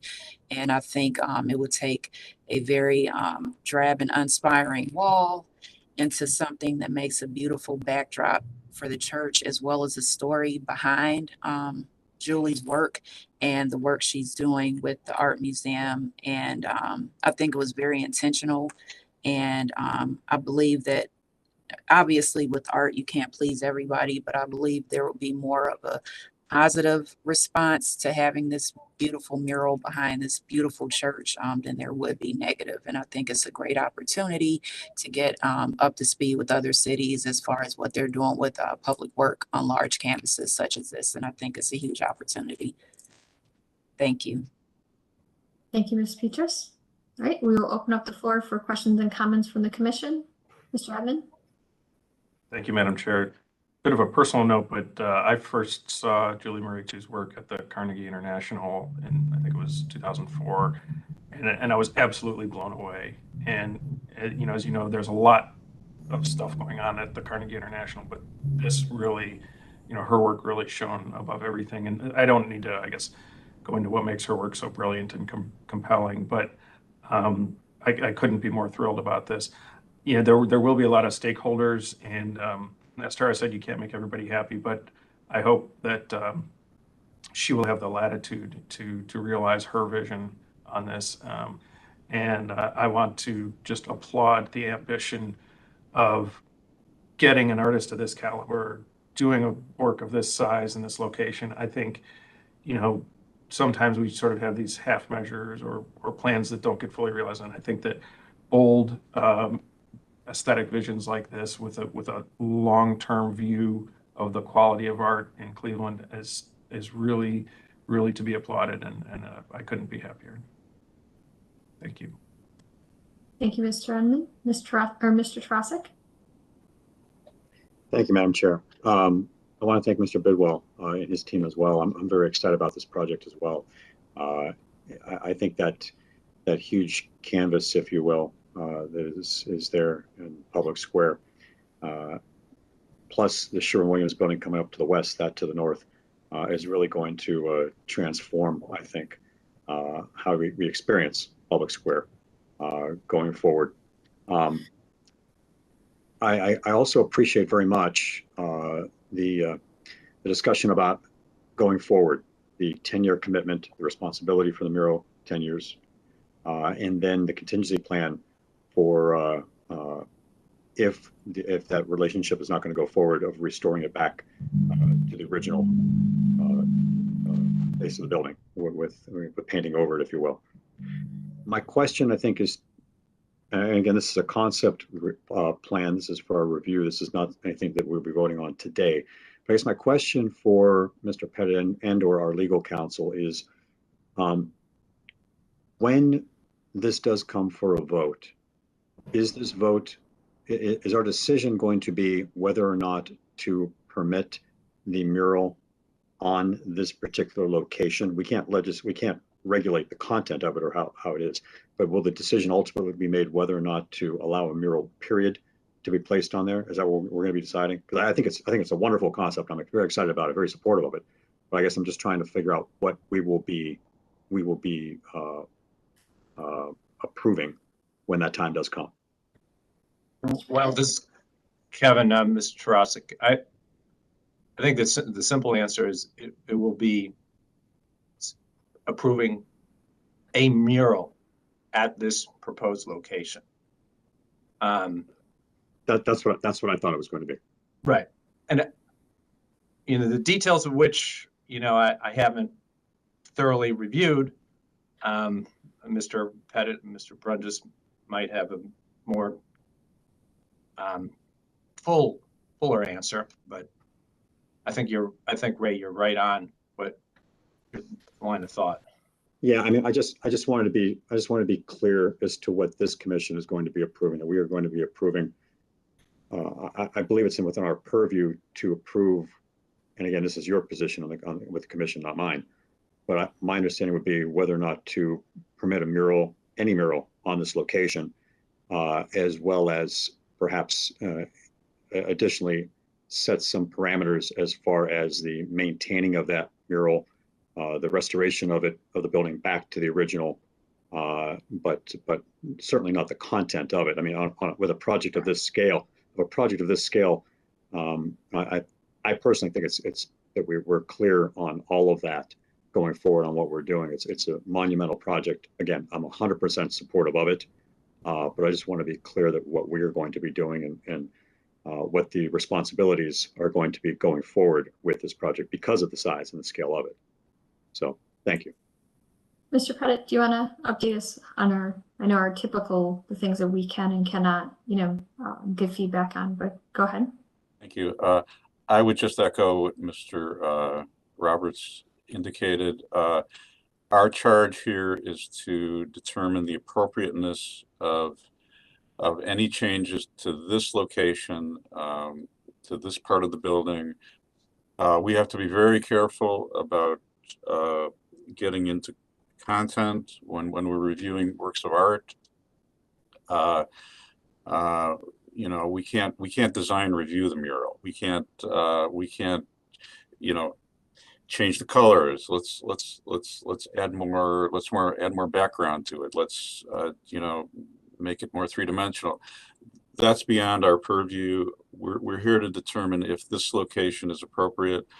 Now we can make suggestions and comments about how it fits on this wall, how it respects the architecture of the building, but ultimately we're not.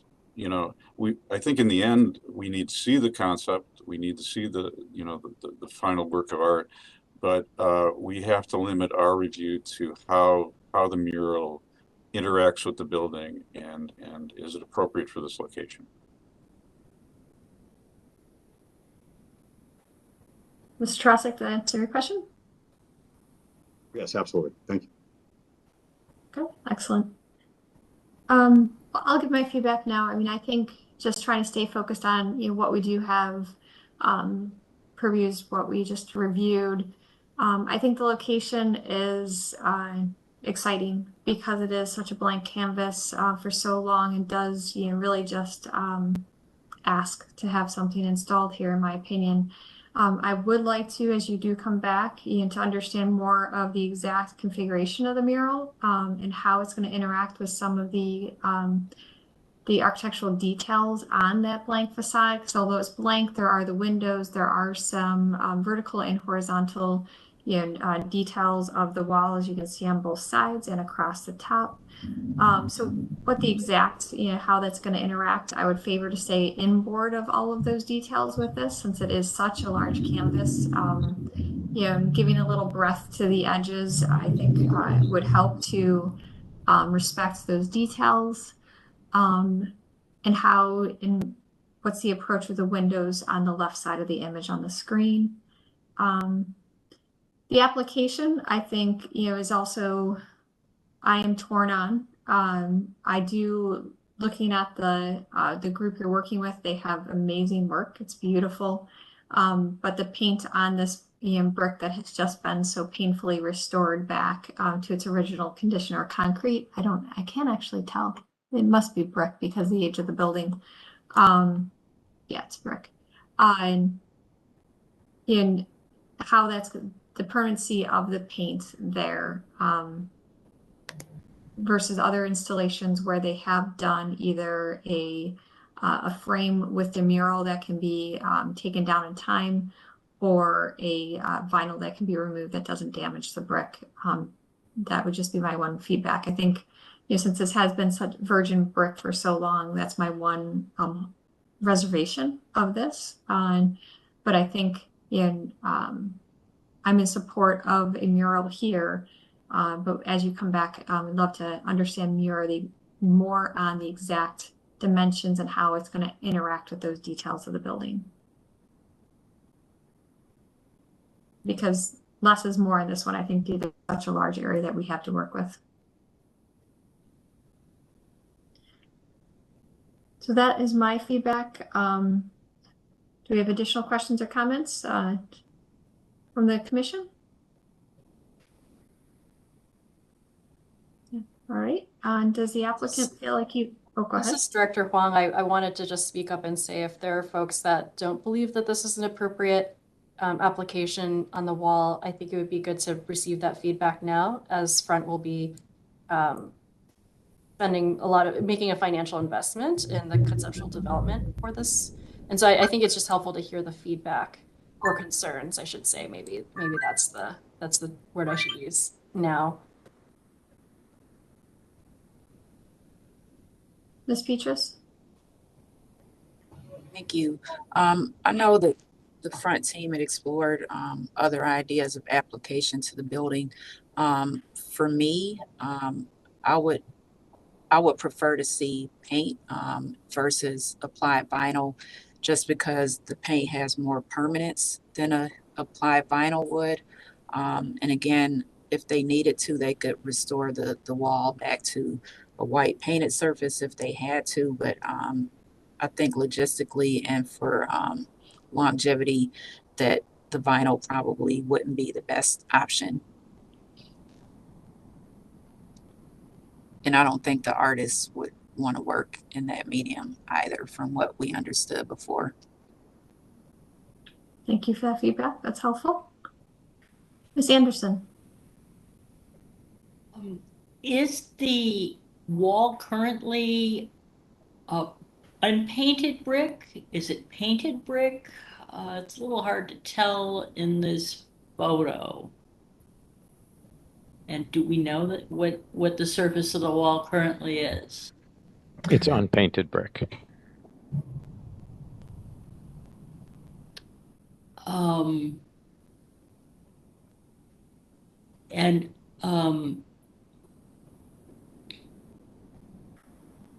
Do we know what medium that could be applied here would be, let's say, the best medium for the artwork, which also would have the least amount of impact on the surface of that building? Yeah, maybe I'll speak to that. This is Greg Beckham at Land Studio.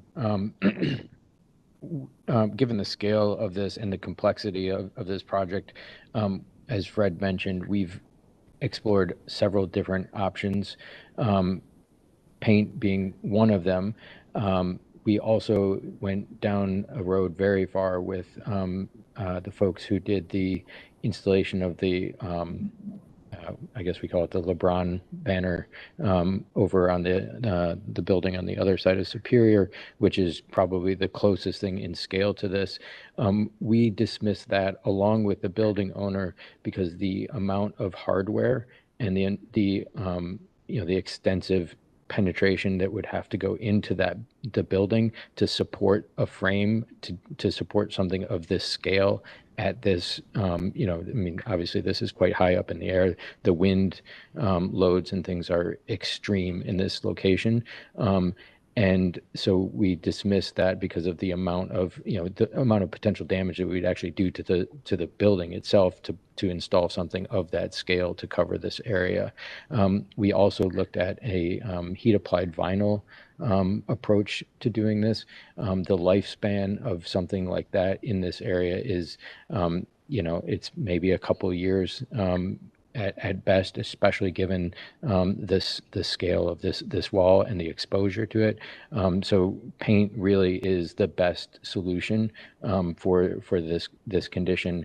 And as Fred mentioned, Colossal, this is what they do all over the world, and they're truly the best at it. You see a lot of some of their examples, most of their examples are commercial, but they also do a tremendous amount of work with national and international artists. So we have a high degree of confidence in them. And we have been working with Sherwin-Williams to come up with, really the best from, the mural paints, and what's available out there today is, these things have lifespans that are, well beyond the 10-year period that Fred has negotiated with the building owner. So we think that this is, given the conditions and the scale and the complexity of this site, paint is the best application to go with. Thank you. I just want to add to my comments that, this is a wonderful thing for the city to have such an important contemporary artist using this as a canvas for very important work. And I do look forward to seeing Julie Moretu's exhibition at the Cleveland Museum of Art and becoming more familiar with her work there. And this is a very important site. We have this wonderful historic building, the Standard Building, which was the first skyscraper built by a union, the Brotherhood of Locomotive Engineers and Tradesmen. So it's a very important building, and it has a gorgeous, delicate terracotta facade. So I really do want to be very certain that whatever is applied to the south side of the building is, going to maintain the integrity of the building. Any concern? It is a south-facing wall, and it's going to get a lot of weather, a lot of sunlight. Any concerns about how this mural will weather? If you could address that, I'd appreciate it. Greg, do you want to address that?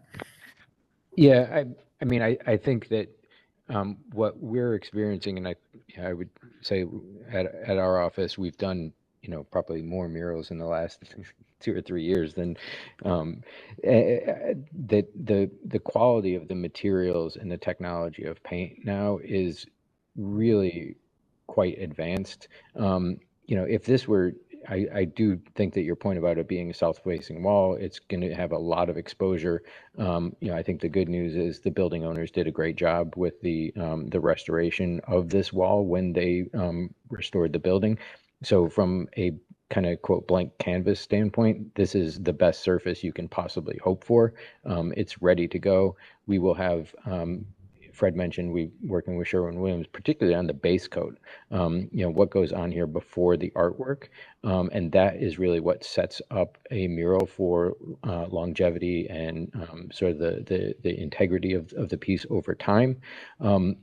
There are coatings that can be applied to it that deal with protecting against UV as well as vandalism. Thankfully, the vandalism is not an issue in this location, given how inaccessible it is. So I think that the combination of having the folks at Colossal who have done these things of large scale, all over the country and all over the world, and then really being able to rely on Sherwin-Williams as a partner to help guide us from a technical standpoint. I think we have the best possible team assembled to get this right. But it is paint and it has a lifespan. But I think that we've got an agreement with the property owner that allows us to evaluate the integrity of the piece over time. I don't think any of us, who are part of the project, or you guys as members of the commission, want to see this look anything other than completely excellent for its entire life. And that's what we're setting it up for that sort of quality from the very beginning. Thank you.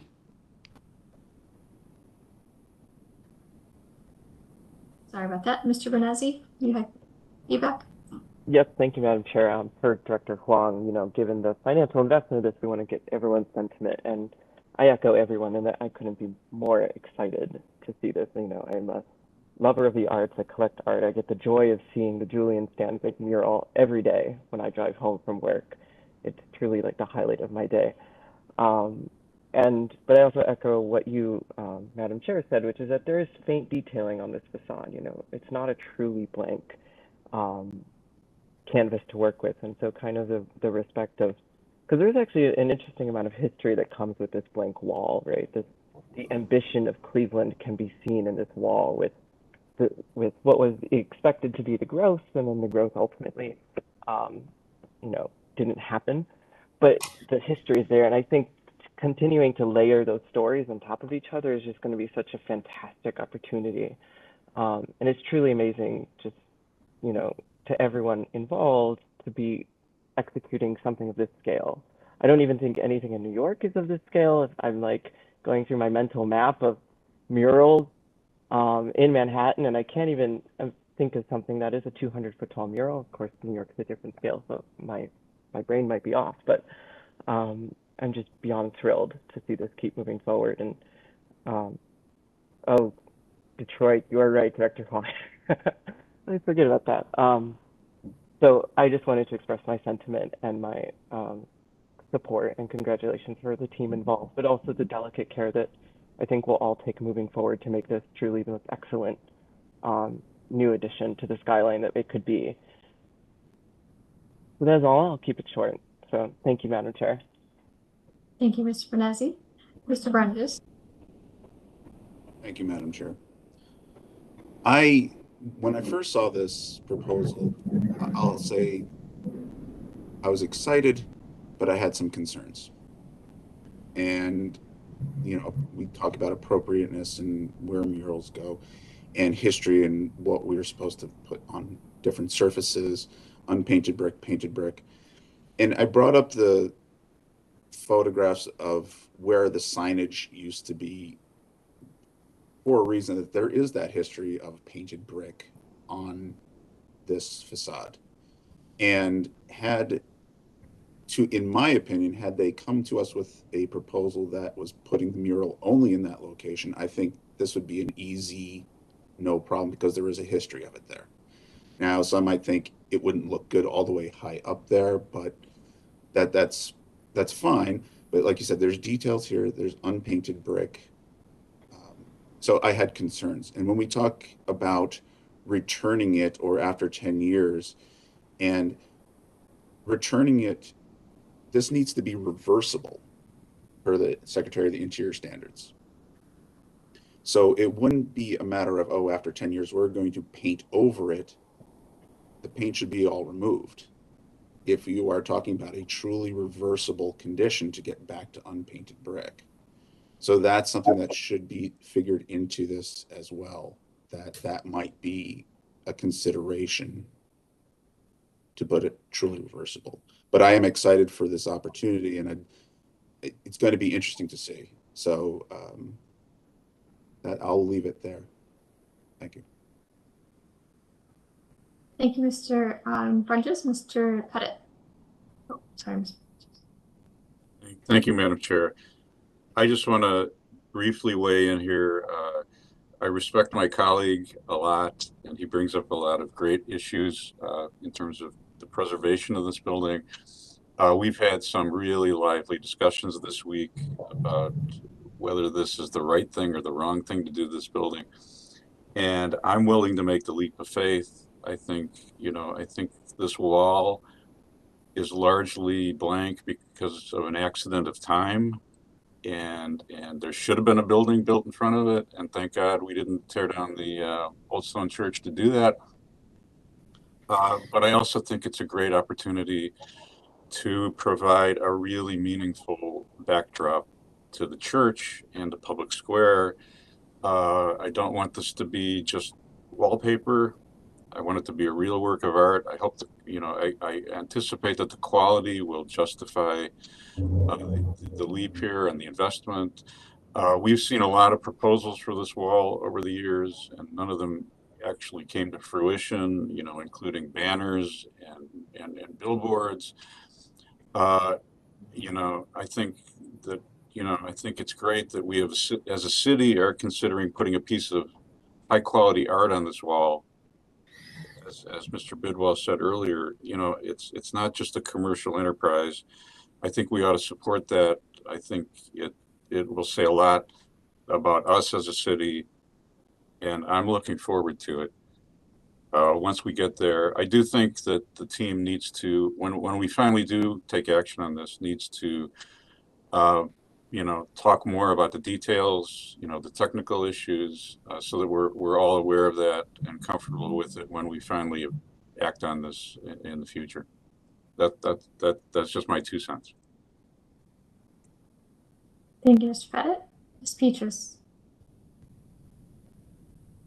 Thank you. I believe this is going to be my last comment. I as well respect my wonderful colleague, Carl, and we have also had some pretty robust discussion about this wall.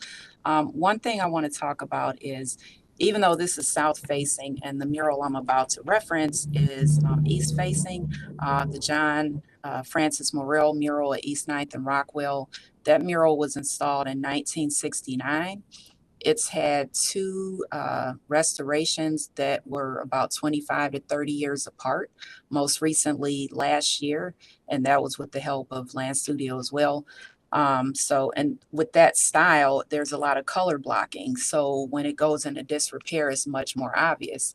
Whereas Julie Moretu's style is so different, and so the graphics and art is spread out. So I think even if it began to fade, or it wouldn't be as noticeable as like a color blocked mural such as Mr. Morrill's. But as far as the size, I think that looking at the historical photos with the painted signs, when I looked at those, I thought the signage was a distraction. I think if we put a mural that small on that tall of a wall, it would be a disrespect to the architecture around it, and it would be dwarfed by the wall. And I think that would be more of a distraction than a full wall mural would be. So I think that the church, the wall, public square deserves more than that. So I just respectfully disagree, but I understand the point.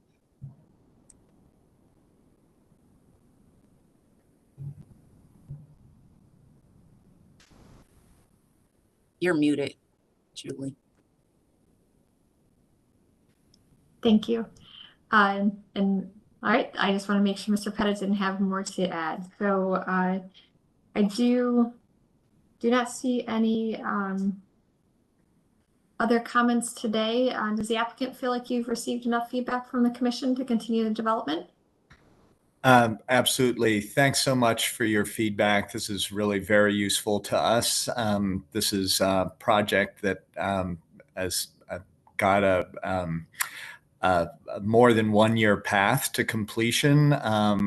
We really look forward to bringing this back to you with all the detail that you've requested, which I think is very appropriate. And we're just very excited and grateful for your support. So thank you very much. Thank you. We look forward to seeing you back. We'll move on to our last, I believe it's our last applicant. Yep, our last applicant, located at 3802 Clinton Avenue, restoration.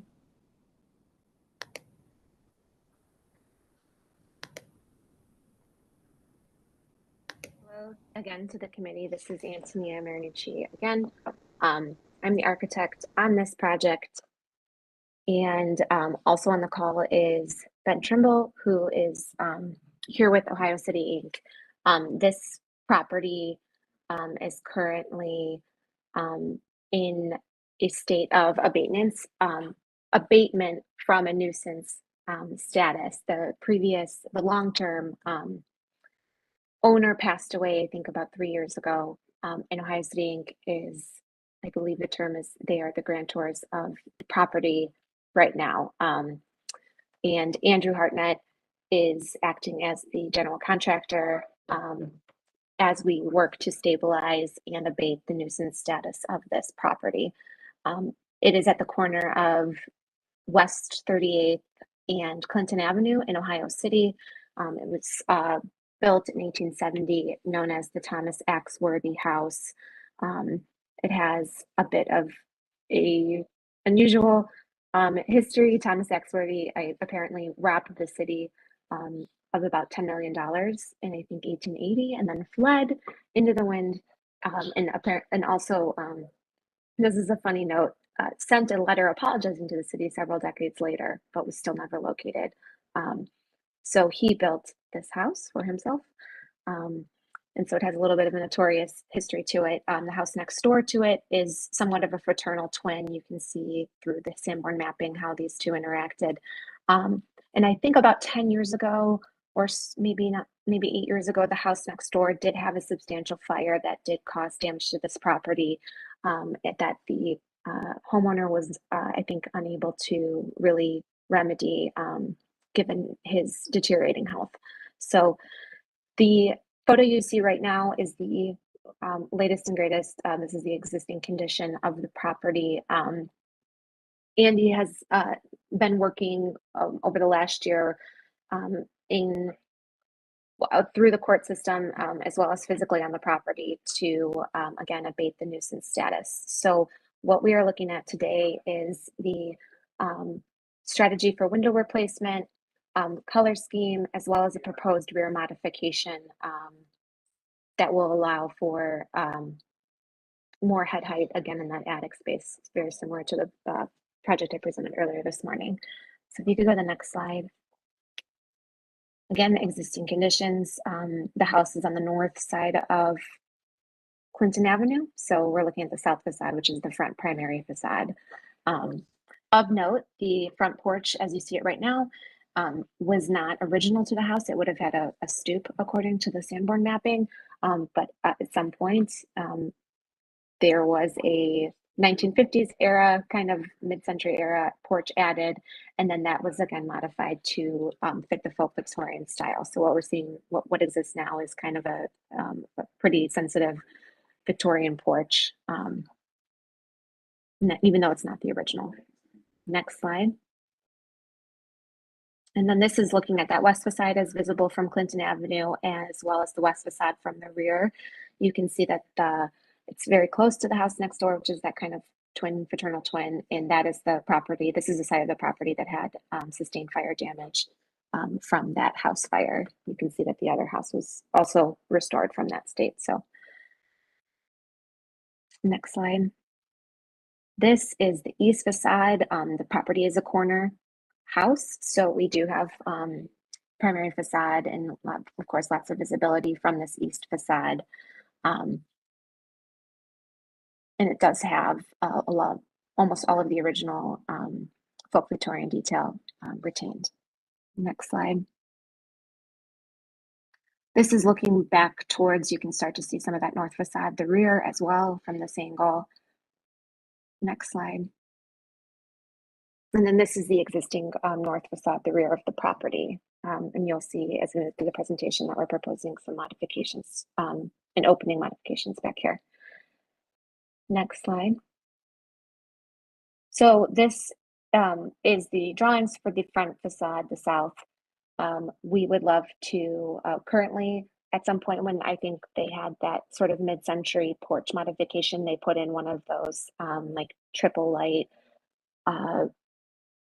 windows that we've seen quite a few times throughout Ohio City with modifications of that time. We would really love to restore that front facade to the two existing like large oversized double hung windows that would have been original to the property, matching kind of the window rhythm of the second floor. So that's our first modification to that front facade. Right now, the plan is to, again, in that stabilization effort, is to just repair the porch as it is and replace in kind as needed to achieve that repair work so that the porch is in stable condition. Next slide. And then this is looking at that proposed east facade. You can see we're recommending a combination of double hung 2/2 windows for the main body of the house, as well as prairie windows in those two front and side facing gables there is an existing prairie window up there that we feel is likely original. So that's where the language for the prairie comes in on that top level. The rest of the house, there are existing 2/2 double hungs at the rear. From what we can tell are probably original. So that's where the language for the first and second floor is coming from.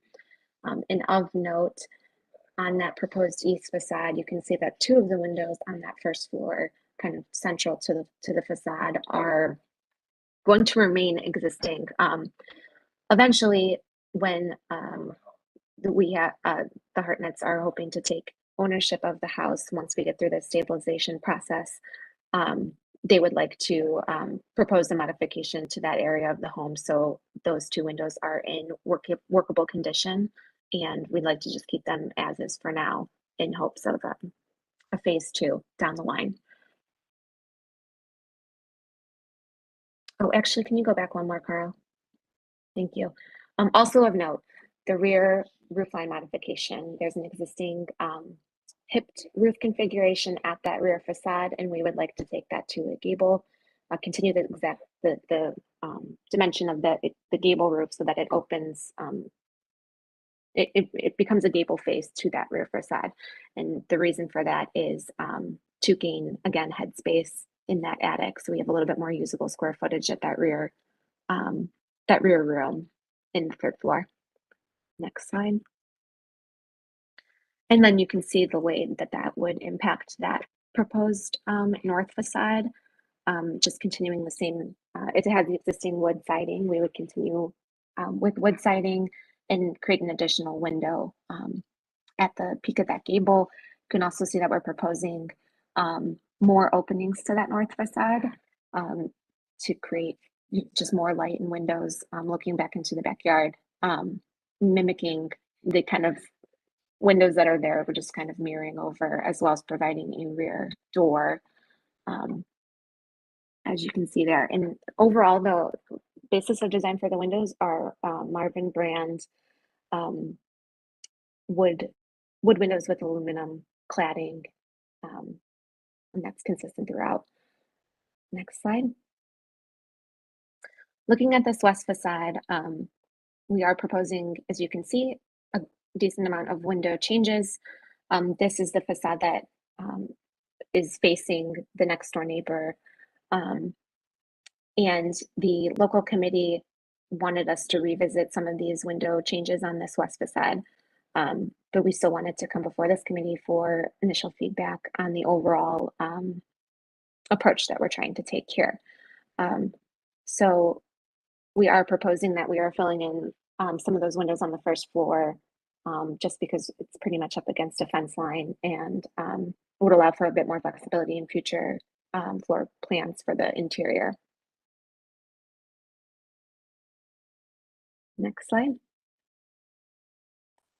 For color scheme, we would like to go with a dark color scheme. What we're presenting here is Sea Serpent by Sherwin-Williams as the body and Black of Night as the trim color. The local committee also were wondering if we could perhaps lighten up or adjust a little bit of the color scheme so it felt a little less foreboding, was I think the term they used. But we still would like the house to have a darker scheme in general. The roof was replaced, I believe, I think it was last year, and it's just a charcoal dimensional shingle. The roof was an urgent repair needed due to significant damage to the roof. It was not remotely weatherproofed. Next slide. And again, this is looking at the color scheme. Sea Serpent, like I said, Black of Night for the trim and the porch work, and then the simulated divided light aluminum clad wood windows in ebony cladding. Marvin is the preferred supplier. They're also entertaining, I think, a bid from Pella on those as well.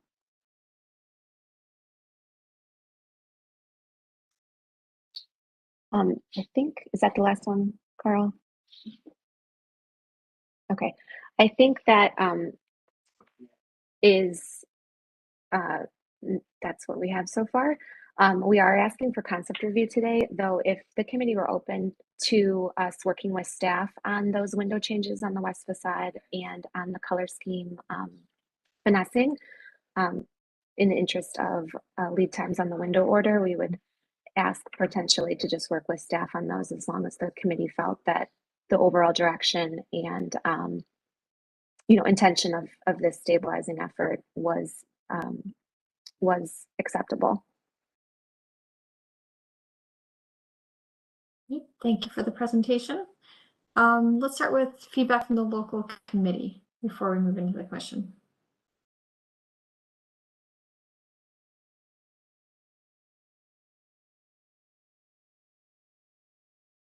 Do we have a, Mr. Trim, go ahead. So, Madam Chair, I'm sorry, Nate Lowe, who's our staff for design review, had to step off for another meeting. And just to recognize any conflict up front, we are also a material partner in this effort to restore this house. We actually filed the nuisance abatement action against this house and are working with the Hartnetts and Ms. Marinucci to try to stabilize this house.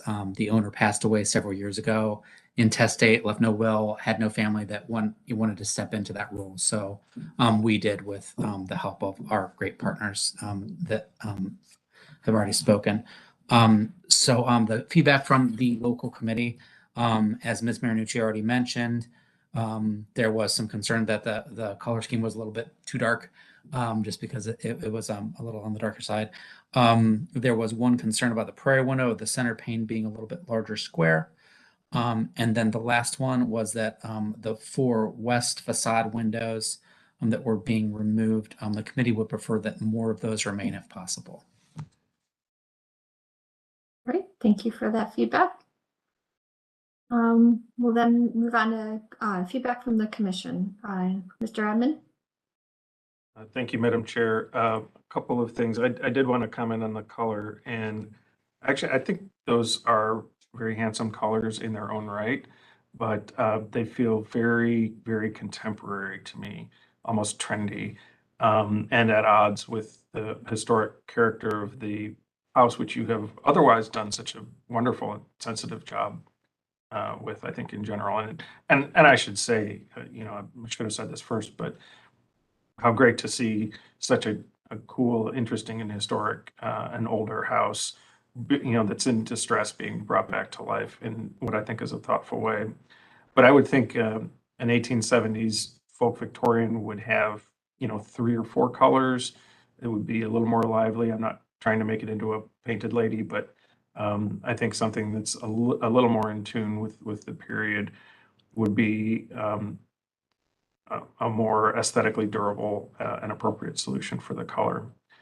And then the second thing that I wanted to ask about is the trees. Looks like there's quite a bit of trees sort of on the property and in the tree lawn.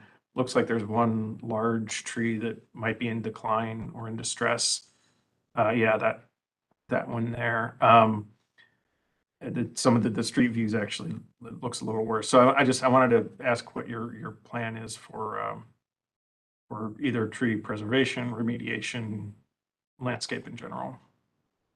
Thank you. Sure. Andy Hartnett has just joined the call. So if Andy wants to take that question, I can say that there was an additional very large tree on the tree lawn that was the city of Cleveland removed because it was physically laying on top of the roof. I think that's actually I the made one sure to update. Yeah, I think that's the one Okay. that you probably can see if you look at Greco. Yeah, that's the one I was Street worried View. about. Looks like it's gone. It's already, yeah, that has already been remedied by the city of Cleveland. It was their tree, and part of the reason that the tree had grown onto the house was due to the trimming for the electric lines. So the city of Cleveland already has taken care of that. And I don't, Andy, you can please correct me if I'm wrong. I don't believe that there are further needs to remove the other tree lawn trees on West 38th. Yeah, hello, I'm Andy. There aren't existing plans to remove any trees. Definitely, there needs to be some tree trimming. The neighbor on the west side of us has requested that we try to trim that tree on that property line as well. We're happy to do work with any committees if they have suggestions, but we'll just work with a local arborist. Nothing immediate besides that major one that was on the right line. Thank you. Thank you, Mr. Edmond. Mr. Strickland? Thank you, Madam Chair. Well, it's particularly exciting for me to see this project come to fruition, because I am the one, as the some of my fellow commission members will remember, I'm the one that bought the house next door and fully restored that fraternal twin.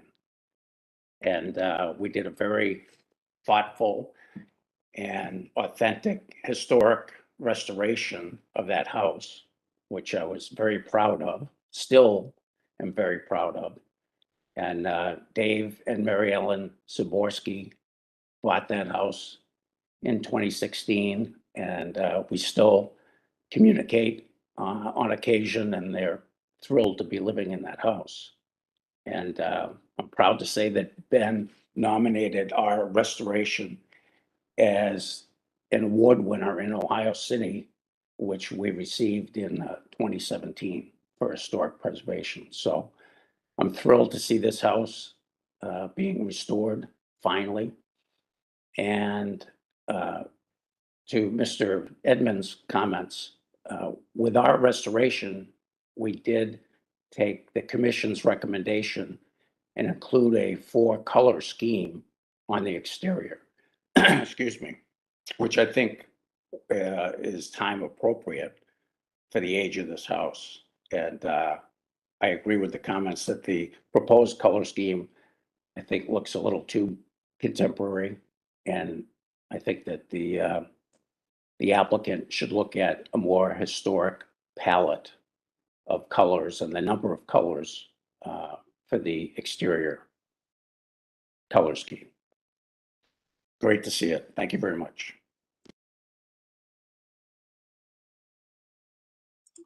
Thank you, Mr. Strickland. Ms. Anderson? Thank you, Madam Chair. I'm glad to see intercession on this very important home. It's a corner home, a very prominent corner, a beautiful house.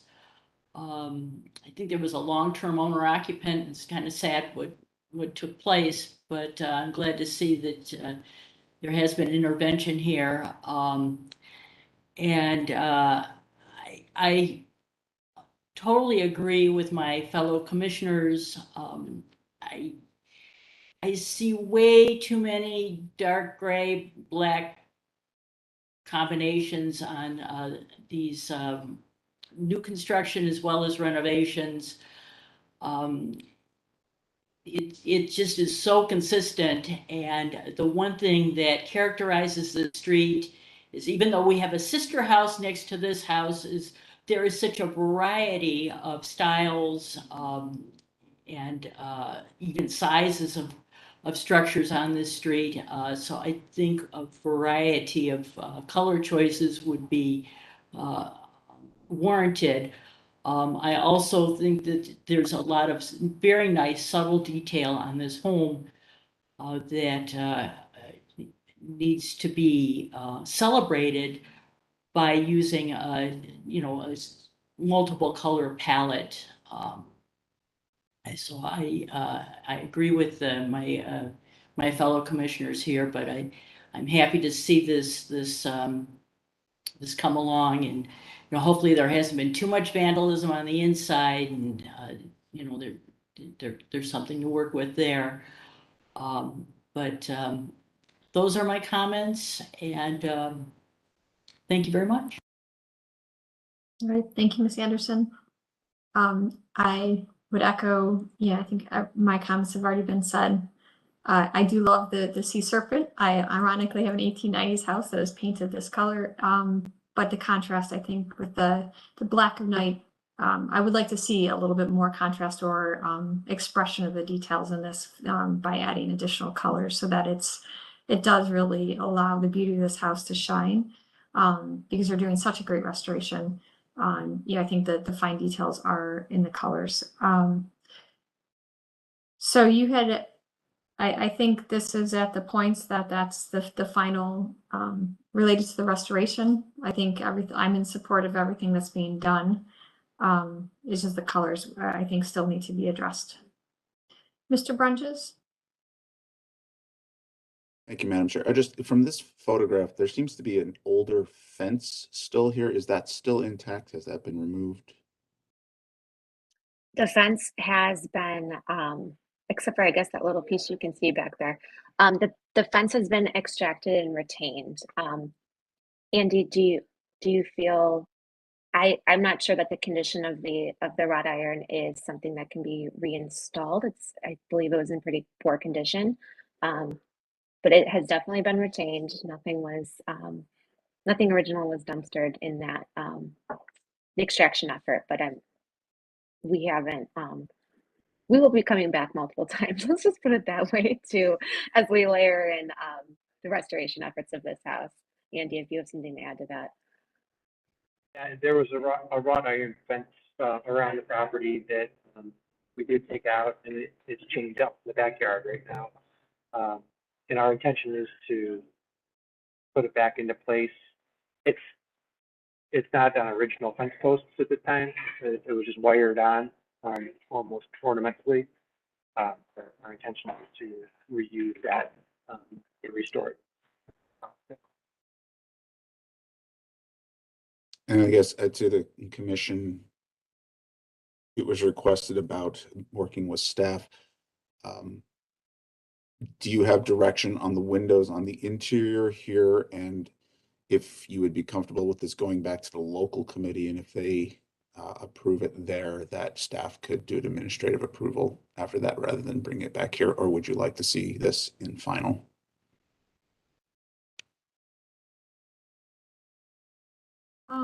The materiality of the windows, to me personally, I'm very comfortable with. I think it's a great product that you're looking at. It's just the color and how you decide to change the details is in the only element related to, or change the colors for the overall color scheme of the house is the only thing that I have hesitation, but materiality and approach of the design I'm comfortable with. I don't know how others feel on commission. Mr. Strickland, you had your hand up.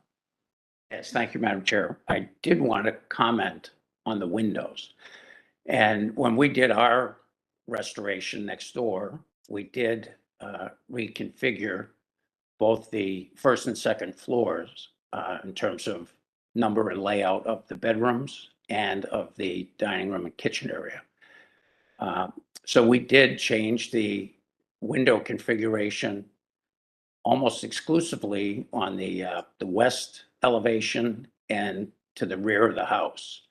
So the east elevation and the front of the house is south facing Clinton. We restored the windows in kind in terms of their location, but we did change the configuration of the windows on the west side and in the back of the house to the north. So I understand the reason for that. I'm sure the interior layout of the house is being adjusted as we had done.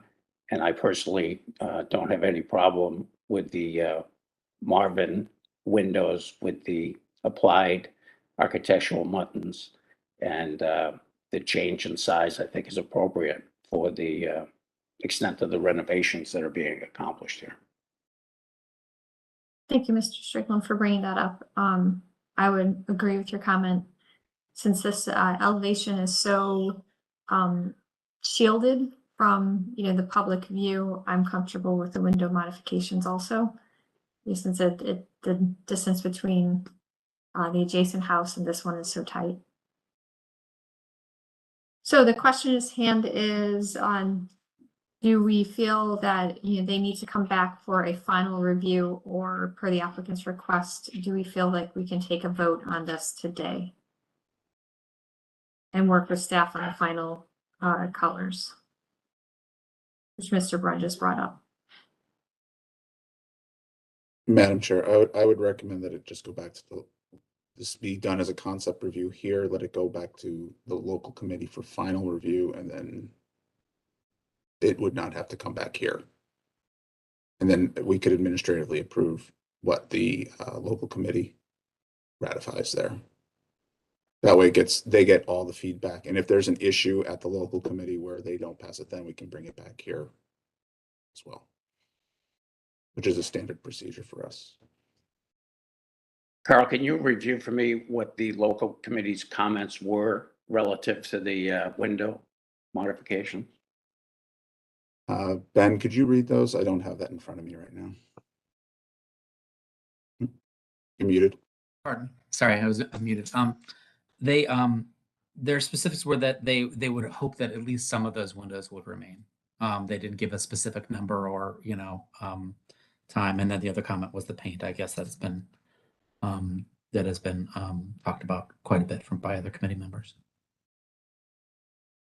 Okay, thank you very much. So I just want to make sure that the local, if it's just reviewed exclusively by local design review and then brought back to staff, I want to make sure that local design review understands that the commission in general does not have a problem with the reconfigured windows.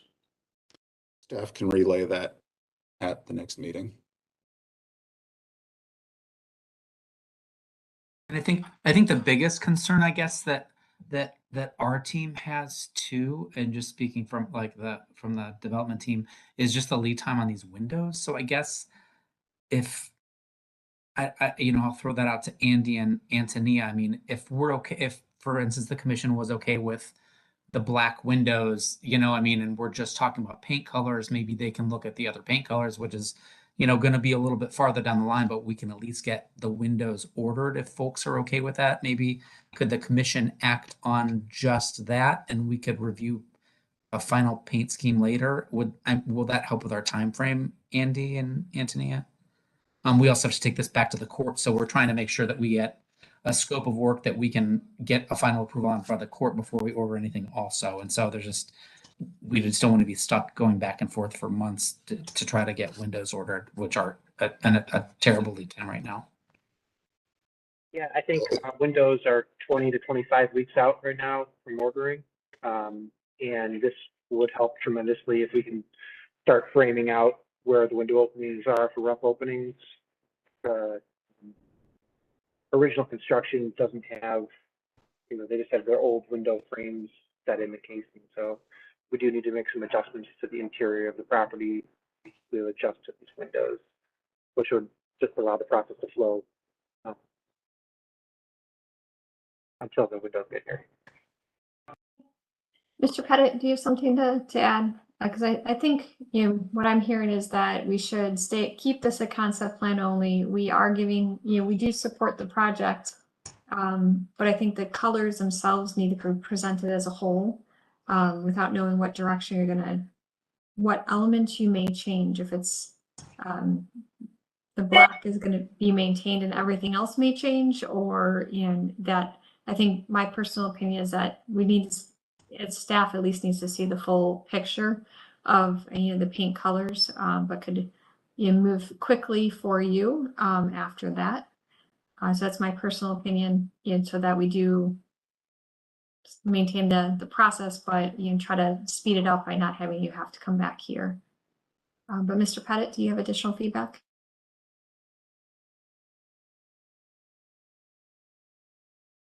Sorry, I was muted. Just that I agree with that approach. We will need a motion.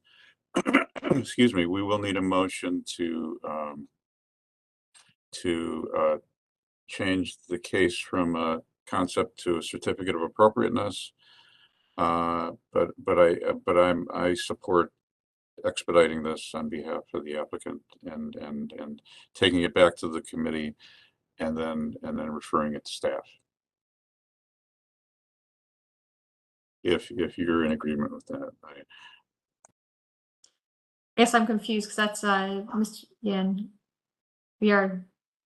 we're doing concept and going back to the next would be final from the local, but we're giving my understanding of what was stated, and maybe that's wrong, is that we're giving permission to staff to do the final approval of this versus coming back to the commission, but. I'll throw this out there. Do you see that there are any changes needed from what they have proposed today to the building outside of the color scheme? I personally do not have any, and I haven't heard anyone express anything. Ms. Anderson, if you have something, you can unmute and please just state if there's a architectural. I don't really have any issues with the architectural elements, and black is an appropriate color for historic windows. So I could move forward with the windows, but I feel that that the applicant should come back with the colors to the full commission.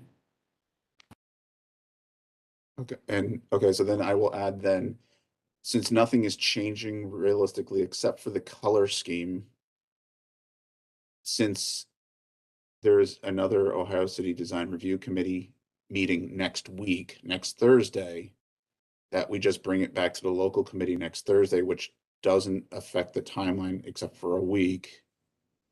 And Ben, I ask if that's enough time that the local committee could take into what the commission has said, vote on that, and then they could return with colors later on, because that's not part of the whole thing. They can approve the black windows at that point and it just moves on through the process. I don't think that would be too much of a ask, in my opinion. And I'll just throw that out to the applicant if you're okay with just going to the committee next week.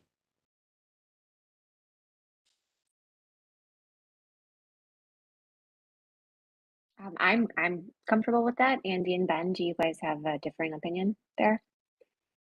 Yeah, I'm a little confused though from what we've all talked about, what you're asking though. So are you asking us to go back to the commission to approve what the paint?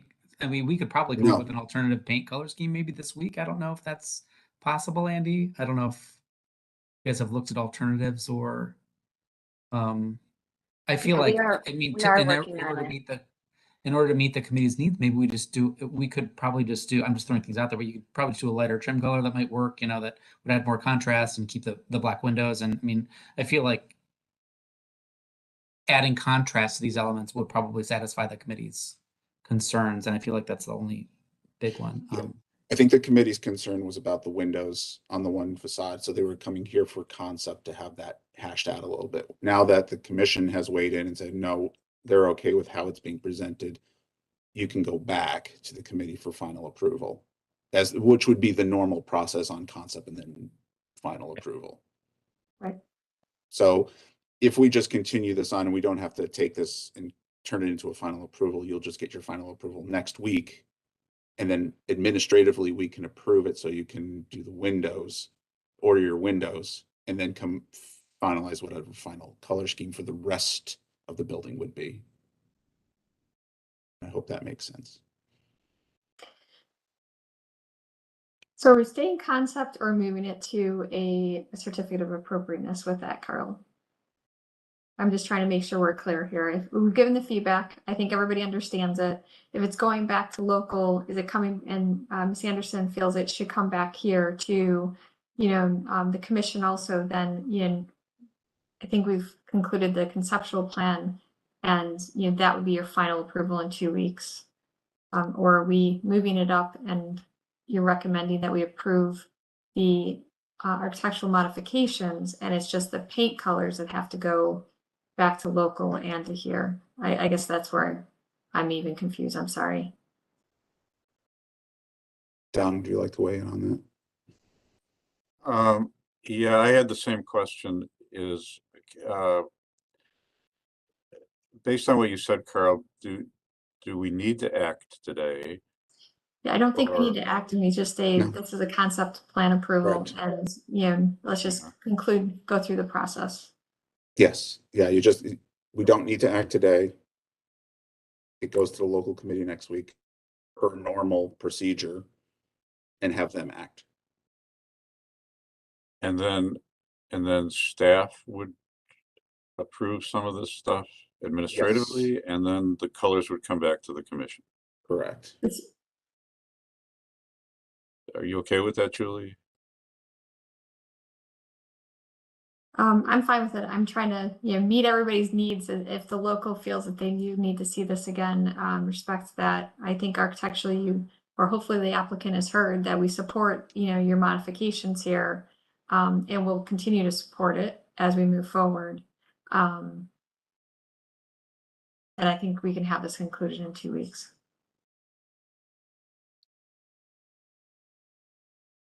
Does anyone have any objections to that? So we will Chair, just. I have my hand up, so I just. Oh, I'm sorry. to reinforce that I agree with Ms. Anderson that I think the commission should have the opportunity to review the final color scheme and vote on it and not have it be approved at the staff level.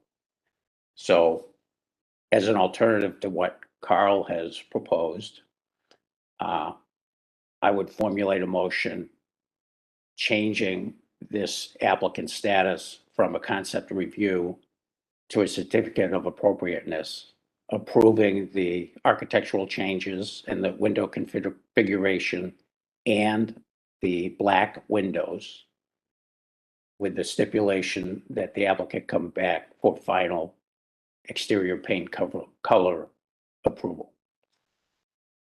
That would be my motion. So there is an official motion on the table. Do we have a second? I will second that. Okay, we have a motion. We have a second. Further discussions? So this will move it from concepts to certificate of appropriateness and, but with the stipulation, applicant comes back with final paint colors to work with the black windows. Any further discussion? All right, Mr. Pettit, please call roll. And thank you, Mr. Strickland, for putting that into one motion. You're welcome. Ms. Anderson, Yes. Mr. Bonezzi. He's left the meeting. Thank you. Mr. Kalikia, I think, has left the meeting.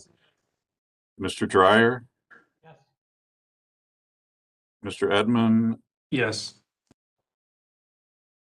Ms. Wong has left the meeting. Mr. Strickland?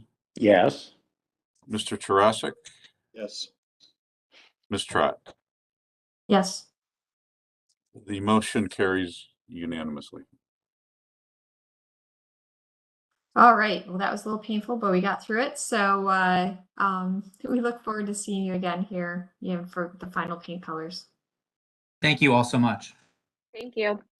Thank you. Thank you. Concludes our concept plans reviews, and we'll move on to administrative reports.